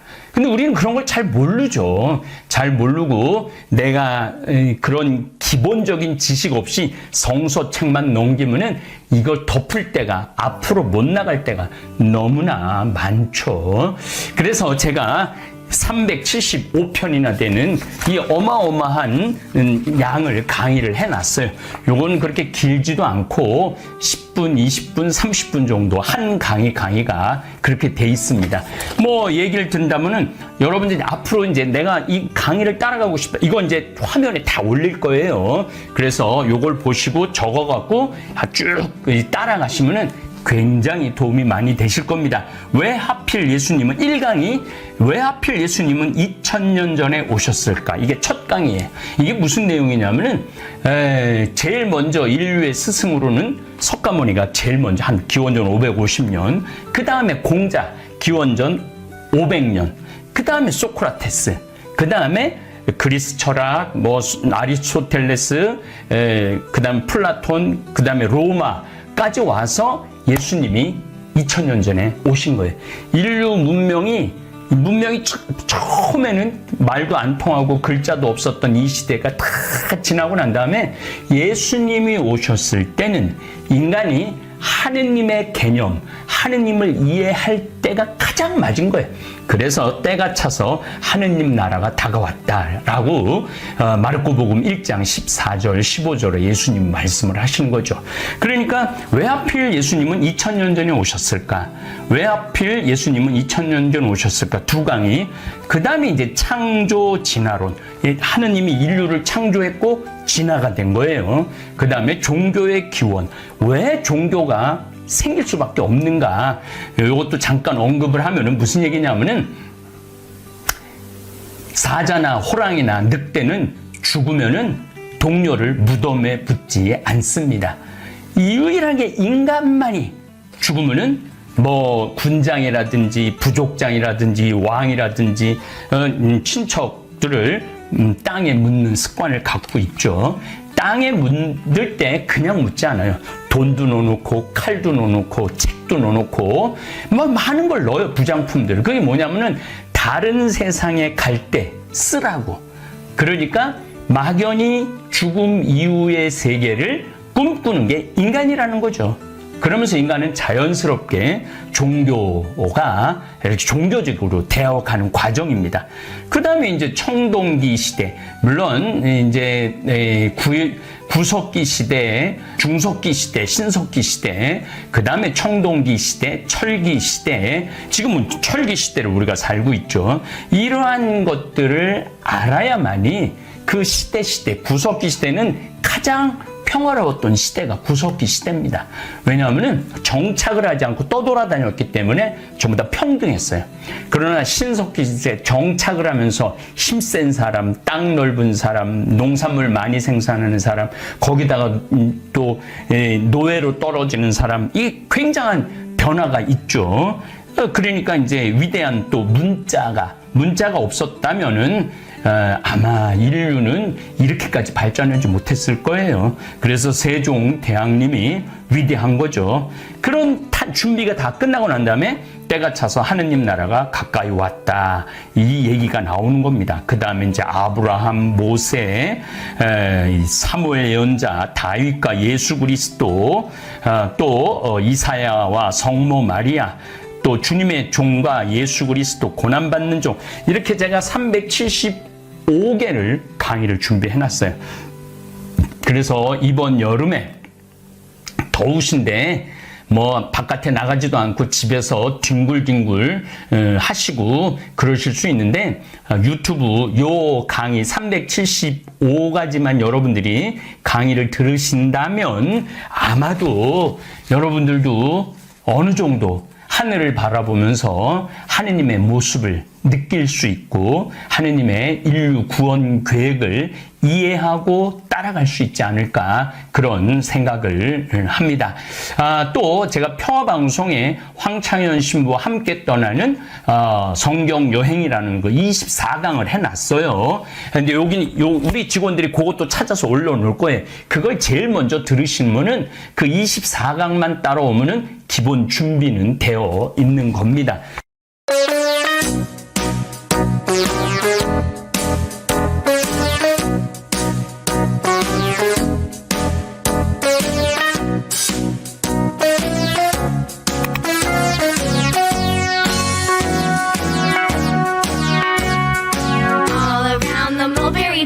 The monkey chased the weasel. 자, 거의 한 400강의 정도 올려놨어요. 400강의.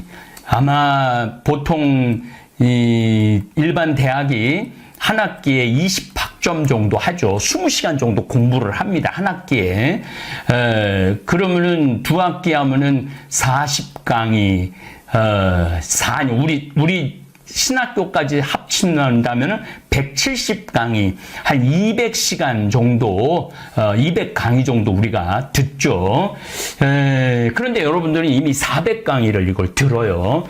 여기에는 제가 성서적인 지식이 풍부하지는 않지만은, 많은 최승정 신부님, 김혜윤 수녀님, 또 몇몇 우리 가톨릭의 아주 정통한 분들 강의 참조를 많이 했어요. 그래서 아마 이렇게 빗나가지는 않을 겁니다. 그분들 강의를 제가 요약을 해갖고 제가 또 뭐 지난 20년 동안 이스라엘을 14번을 거의 걸어서 다녀봤고 각 성지에 나오는 그 이집트라든지 시리아라든지 이런데 요르단 그다음에 터키 그리스 로마까지 다 다녀보고 보고 느끼고 배운 것들을 종합해서 올려놓았습니다.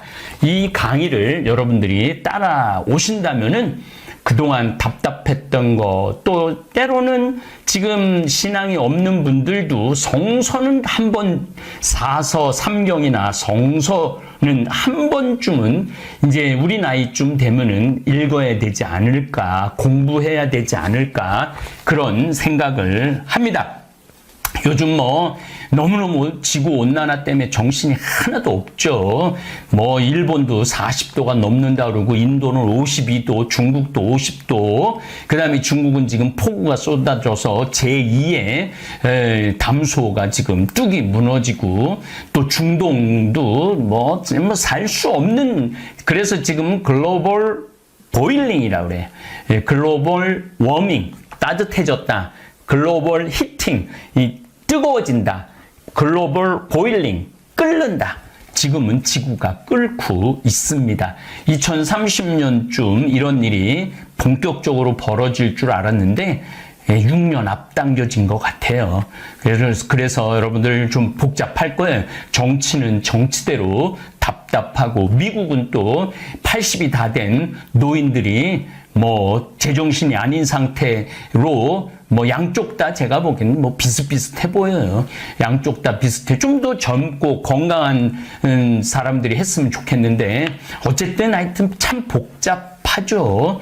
우크라이나하고 러시아가 전쟁을 하고, 이스라엘하고 하마스가 또 전쟁을 하고, 또 요르단하고도 전쟁을 하려고 그러는 것 같아요. 참으로 복잡한, 경제도 안 좋고 답답한 그러한 시대를 살아가고 있는데, 그런 거에 마음 많이 빼앗기지 말고 이 성서 한번 공부 한번 해보시면은 여러분들은 또 새로운 기쁨, 새로운 진리의 세계로 들어설 수 있으리라 생각을 합니다. 저는 이제 내일 이제 잠비아로 떠납니다.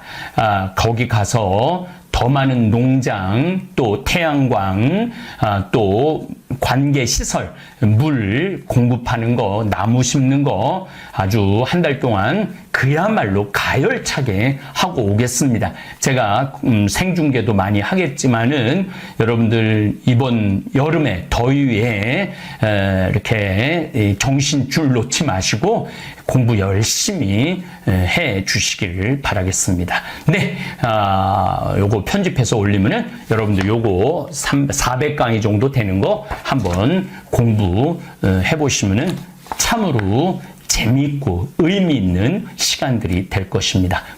제가 그동안 약속했던 성서 특강 오늘부터 시작하겠습니다. 때가 차서 하느님 나라가 가까이 왔다. 마르코복음 1장 15절 말씀을 가지고 공부하도록 하겠습니다. 예수님께서 때가 차서 하느님 나라가 가까이 왔다라고 말씀을 하셨어요. 때가 찼다. 여러분들 성당 다니면서 신앙생활하면서 이런 질문 해보신 적 없으세요? 왜 하필이면 예수님이 2000년 전에 오셨을까? 아니, 한국에 오셨으면 얼마나 좋았을까? 아니면은 뭐 중국에 오셨으면 얼마나 좋았을까? 이집트에 오셨으면 얼마나 좋았을까? 왜 하필 2000년 전에 그 팔레스티나 지역, 유다인들 땅에 오셨을까? 예수님께서 한 5000년 전에 오셨으면 더 좋지 않았을까? 아니면은 아예 올라오면 인류가 시작하는, 문명이 시작할 때 10,000년 전에 오셨으면 어땠을까? 이런 의문 가져보시지 않으셨어요? 뭐 지금으로부터 1000년 전에 오셨으면 어떠셨을까? 차라리 지금 2000년, 지금 2020년이잖아요. 지금 지금 팬데믹이라고 아주 대전염병이 전 세계를 지금 휩쓸고 있고 혼란스러운데, 이 혼란스러운데 지금 오셨으면 어땠을까? 왜 2000년 전에 때가 차서 하느님 나라가 가까이 왔다. 그 다음 구절이 회개하고 복음을 믿어라 라고 말씀을 하셨는지 우리가 궁금증을 꼭 가질 필요가 있다고 저는 생각합니다. 우리가 이 때를 이해를 해야만이, 예수님이 왜 2000년 전에 오셨어야만 하는 것을 이해해야만이 구약 성공한 사람들을 보면 크게 두 부류로 나뉘는 걸 알 수 있습니다. 하나는 자신이 성공했다고 여기저기 떠벌리고 다니는 사람들, 그리고 또 하나는 조용히 아무 말 없이 자기 삶을 사는 사람들입니다. 우리는 흔히 성공을 하면 자연스럽게 자랑하고 싶어질 거라고 생각하죠. 좋은 차를 사고 비싼 시계를 차고 SNS에 멋진 사진을 올리고 싶을 겁니다. 왜냐하면 그렇게 하면 남들이 나를 더 인정해 줄 거라고 믿으니까요. 하지만 현실은 그렇지 않습니다. 오히려 진짜 성공한 사람들은 그렇게 행동하지 않습니다. 왜냐하면 보여줄 필요가 없기 때문입니다. 돈이 많다고, 높은 자리에 있다고, 유명하다고 해서 굳이 그걸 드러낼 필요는 없습니다. 그걸 아는 사람들은 이미 알고 있고 모르는 사람들은 알 필요가 없죠. 그런데도 굳이나 성공했다고 떠드는 사람들이 있습니다. 그런 사람들은 왜 그럴까요? 간단합니다. 그 사람들은 사실 그렇게까지 성공한 게 아니기 때문입니다. 우리는 종종 SNS에서 성공한 사람들을 봅니다. 해외여행을 가고 고급 레스토랑에서 밥을 먹고 멋진 차를 타고 다니는 모습? 그런데 가만히 보면 그런 걸 보여주는 사람들은 언제나 뭔가를 팔고 있습니다. 강의를 팔든 자기 브랜드를 홍보하든 아니면 단순히 자기 자존감을 유지하려고 하든 간에 결국 목적이 있는 거죠. 진짜 부자들은 그렇게 하지 않습니다. 오히려 조용히 아무도 모르게 자기 일을 합니다. 왜냐하면 자랑해서 얻을 게 없기 때문입니다. 오히려 괜히 잘난 척했다가 사람들에게 이용당하거나 시기와 질투를 받거나 쓸데없는 오해를 사는 게 더 피곤합니다. 이건 단순한 돈 이야기가 아닙니다. 사회적인 성공을 이룬 사람들도 마찬가지입니다. 진짜 실력 있는 사람들은 자기 실력을 굳이 떠벌리지 않습니다. 왜냐하면 그럴 필요가 없으니까요. 자기 분야에서 최고라면 사람들이 먼저 알아서 찾아옵니다. 반대로 실력이 부족한 사람일수록 자기를 포장하려고 애씁니다. 우리가 흔히 듣는 말이 있죠. 빈수레가 요란하다. 이 말이 괜히 있는 게 아닙니다. 정말 내실이 있는 사람들은 굳이 시끄럽게 굴지 않습니다. 반대로 겉만 번지르르한 사람들은 자기가 얼마나 대단한지 떠들고 다닙니다. 이걸 좀 더 현실적인 예로 들어볼까요? 동창회에 나가면 꼭 이런 사람이 있습니다. 옛날에는 별거 아니었는데 갑자기 잘 됐다고 나타나서 자기가 얼마나 성공했는지 자랑하는 사람. 처음에는 다들 와 대단하다 하고 들어주지만 시간이 지나면 어떨까요? 대부분 속으로 이렇게 생각할 겁니다. 저 사람 뭐 저렇게까지 티를 내? 결국 그런 사람은 점점 멀어지게 됩니다. 반면에 정말 성공한 사람들은 조용합니다. 굳이 자기가 어떻게 살고 있는지 설명하지 않죠. 그런 사람들은 오히려 주변에서 먼저 알아보고 자연스럽게 존경을 받습니다. 그게 진짜 성공입니다. 그럼 우리는 어떻게 해야 할까요? 내가 뭔가를 이루었을 때 굳이 남들에게 알릴 필요가 있을까요? 물론 가까운 사람들에게 좋은 소식을 전하는 건 좋습니다. 하지만 굳이 모든 사람들에게 나 이렇게 잘 살고 있어요 하고 알릴 필요는 없습니다. 그런 행동은 결국 나에게 득이 되지 않습니다. 성공이라는 건 원래 조용한 겁니다. 내가 잘 되고 있으면 주변 사람들이 자연스럽게 알게 됩니다. 굳이 내가 말하지 않아도 내 행동과 태도에서 묻어나오게 되어 있습니다. 그러니 굳이 보여주려고 애쓰지 마세요. 오히려 그게 더 진짜 성공한 사람의 태도입니다. 사람은 사회적 동물이라고 하잖아요. 혼자 살아갈 수 없고 결국 사람과의 관계 속에서 기쁨도 얻고 때로는 상처도 받습니다. 그런데 한 가지 생각해 볼 게 있어요. 우리가 정말 인간관계가 필요해서 맺고 있는 걸까요? 아니면 그냥 그래야 한다고 배워서 어쩔 수 없이 유지하고 있는 걸까요? 어릴 땐 친구 많으면 좋다고 하죠. 사회생활에서도 인맥이 중요하다는 말을 많이 합니다. 그런데 정작 주변을 보면요, 인간관계가 넓은 사람일수록 스트레스를 더 많이 받아요. 전화벨이 울릴 때마다 이번엔 또 무슨 부탁일까 싶고 단체 채팅방에서 메시지가 올 때마다 이걸 또 어떻게 대답해야 하나 고민하죠. 관계가 많아질수록 책임과 피로도 함께 늘어나는 겁니다. 어떤 사람들은 인간관계를 줄이면 외롭지 않겠냐고 해요. 그런데 가만히 생각해보면 진짜 외로움을 느끼는 순간이 언제인지 아세요? 오히려 불필요한 인간관계 속에 있을 때입니다. 같이 밥을 먹고 얘기를 나누는데도 뭔가 허전하고 대화가 컥 돌고 속마음을 나누지도 못할 때, 그럴 때 우리가 더 외롭다고 느끼죠.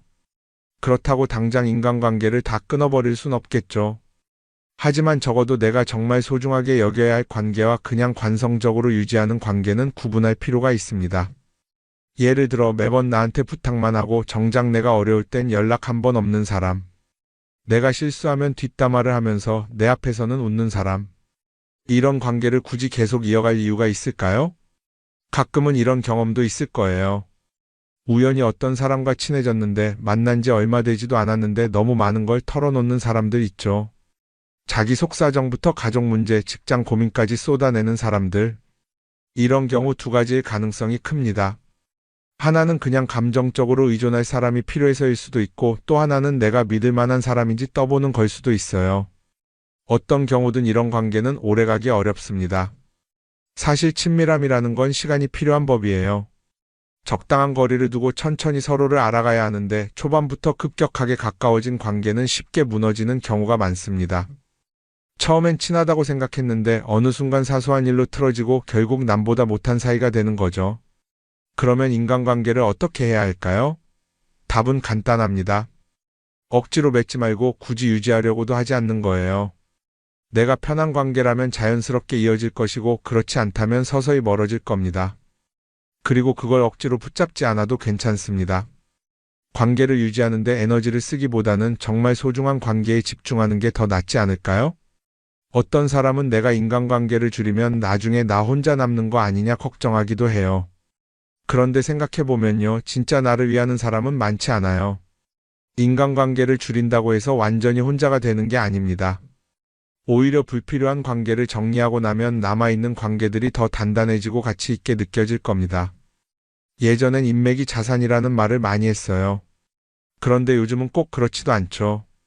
오히려 불필요한 인간관계가 많으면 그게 짐이 될 수도 있어요. 적당한 거리, 적당한 선. 이걸 잘 지키는 게 결국엔 가장 편한 인간관계를 유지하는 방법 아닐까요? 한번 곰곰이 생각해 보세요. 지금 내 주변에 있는 사람들 중에서 내가 정말 편하게 만날 수 있는 사람이 몇 명이나 되는지, 내가 억지로 맞춰주고 있는 관계는 없는지. 관계를 줄이면요, 외로워지는 게 아니라 오히려 더 자유로워집니다. 그리고 자유로워진 만큼 내 인생에서 정말 중요한 것에 집중할 수 있게 됩니다. 인간관계 너무 많은 걸 신경 쓰다 보면 정작 중요한 걸 놓칠 수 있어요. 그러니까 이제는 한 번쯤 정리해보는 것도 나쁘지 않을 겁니다. 사람들이 돈을 많이 벌고 싶어 하는 이유가 뭘까요? 단순히 돈이 많으면 좋으니까? 물론 그것도 있겠지만 사실 돈을 원하는 진짜 이유는 더 나은 삶을 살기 위해서겠죠. 그런데 문제는 돈을 많이 번다고 해서 반드시 삶이 나아지는 건 아니라는 겁니다. 오히려 더 많이 벌수록 더 많이 쓰게 되는 경우가 많아요. 가끔 이런 생각해 본 적 없으세요? 예전에는 돈이 지금보다 훨씬 적었는데 이상하게 그때가 더 여유로웠던 것 같다. 왜 그럴까요? 사실 우리가 원하는 건 돈 그 자체가 아니라 돈을 통해 얻을 수 있는 자유인데 돈을 벌면 벌수록 그 자유를 잃어버리는 경우가 많아요. 더 좋은 차, 더 좋은 집, 더 좋은 옷을 사면서 점점 더 많은 돈이 필요해지고 결국엔 돈을 벌기 위해 또다시 일해야 하는 악순환에 빠지게 되는 거죠. 한번 생각해 봅시다. 우리가 정말 필요해서 뭔가를 사는 경우가 얼마나 될까요? 필요해서라기보다는 남들이 가지고 있으니까 없어 보이기 싫으니까 혹은 그냥 기분 전환을 위해서 소비하는 경우가 훨씬 많아요. 그리고 그런 소비를 할 때마다 스스로 이렇게 합리화를 하죠. 이 정도는 나를 위한 투자야. 그런데 가만히 보면 그 소비가 진짜 나를 위한 소비인지 아니면 그냥 사회가 만든 기준에 끌려가고 있는 건지 헷갈릴 때가 많습니다. 예를 들어 예전에는 스마트폰 하나면 충분했는데 이제는 스마트워치도 있어야 하고 무선 이어폰도 필요하고 태블릿도 있어야 할 것 같고 하나를 사면 또 다른 무언가가 필요해지는 시기예요. 사실 이건 우리가 그렇게 만들어진 겁니다. 광고도 그렇고 SNS도 그렇고 자꾸 우리에게 이렇게 말하죠. 이걸 사야 더 행복해질 수 있어요. 그런데 정작 그걸 사고 나면 어때요? 처음 며칠은 좋죠. 그런데 시간이 지나면 또 다른 걸 사고 싶어져요. 왜냐하면 물건이 우리를 오래 행복하게 만들어주지는 않거든요. 특히 요즘은 SNS가 이런 소비 심리를 더 부추기는 것 같아요. 예전에는 친구들끼리 만나서 나 새로 샀어 하고 자랑하는 게 전부였는데 이제는 SNS에 올리면서 전 세계 사람들에게 보여주잖아요. 그러다 보니까 남들도 다 뭔가를 사서 올리고 나도 따라해야 할 것 같은 기분이 드는 거예요. 그런데 중요한 건 그 사람들도 사실은 나와 똑같은 기분이라는 겁니다. 내가 남을 부러워하는 만큼 나도 누군가에게 부러움을 사려고 애쓰고 있는 거죠. 결국 끝없는 비교와 소비 속에서 진짜 중요한 걸 놓치게 되는 겁니다. 한번 이렇게 생각해보면 어떨까요? 만약 내가 지금부터 딱 1년 동안 불필요한 소비를 하지 않는다면 내 삶이 어떻게 변할까? 아마 처음에는 답답할 수도 있어요. 사고 싶었던 걸 참아야 하니까. 그런데 그걸 몇 번 참고 나면 어느 순간 깨닫게 될 겁니다. 내가 굳이 이걸 안 사도 괜찮네? 그렇게 불필요한 소비가 줄어들면 자연스럽게 돈이 쌓이겠죠. 그런데 돈이 쌓이는 것보다 더 중요한 게 있어요. 바로 마음의 여유가 생긴다는 겁니다. 돈을 쓰지 않는다고 해서 불행해지는 게 아니라 오히려 소비로부터 자유로워지면서 진짜 행복을 찾을 수 있어요. 물론 이걸 실천하는 게 쉽지는 않겠죠. 우리 주변에는 소비를 부추기는 것들이 너무 많으니까요. 하지만 적어도 이런 건 해볼 수 있습니다. 뭔가를 사고 싶을 때 한 번만 스스로에게 물어보는 거예요. 이게 정말 나한테 필요한 걸까? 아니면 그냥 순간적인 욕심일까? 만약 그 질문을 던졌을 때 5초 안에 당연히 필요하지 라는 답이 나오지 않는다면 사실 그건 없어도 되는 물건일 가능성이 큽니다. 정말 필요한 건 고민할 필요도 없이 바로 떠오르거든요. 그러니까 이제는 한 번쯤 생각해 봐야 할 것 같아요. 나는 지금 내가 원하는 삶을 살고 있는 걸까? 아니면 남들이 만든 기준에 맞추기 위해 내 시간을 팔고 있는 걸까? 소비를 줄인다는 건 단순히 돈을 아끼는 게 아닙니다. 그건 결국 내 삶의 선택권을 되찾는 일이거든요. 돈을 많이 버는 것도 중요하지만 더 중요한 건 그 돈을 어떻게 쓰느냐입니다. 그리고 때로는 아무것도 사지 않는 게 최고의 선택일 수도 있어요. 우리는 요즘 SNS 없이 사는 게 거의 불가능한 시대에 살고 있죠. 아침에 눈 뜨자마자 휴대폰을 확인하고 출근길에도 SNS를 보고 잠들기 전까지도 계속 들여다봅니다. 그러면서 남들이 어떻게 사는지 보고 나도 모르게 비교하게 되고 때로는 초조해지기도 하죠. SNS에 올라오는 사진들 한번 보세요. 맛집에서 멋진 음식을 먹고 해외여행을 다니고 좋은 옷을 입고 성공한 삶을 사는 사람들.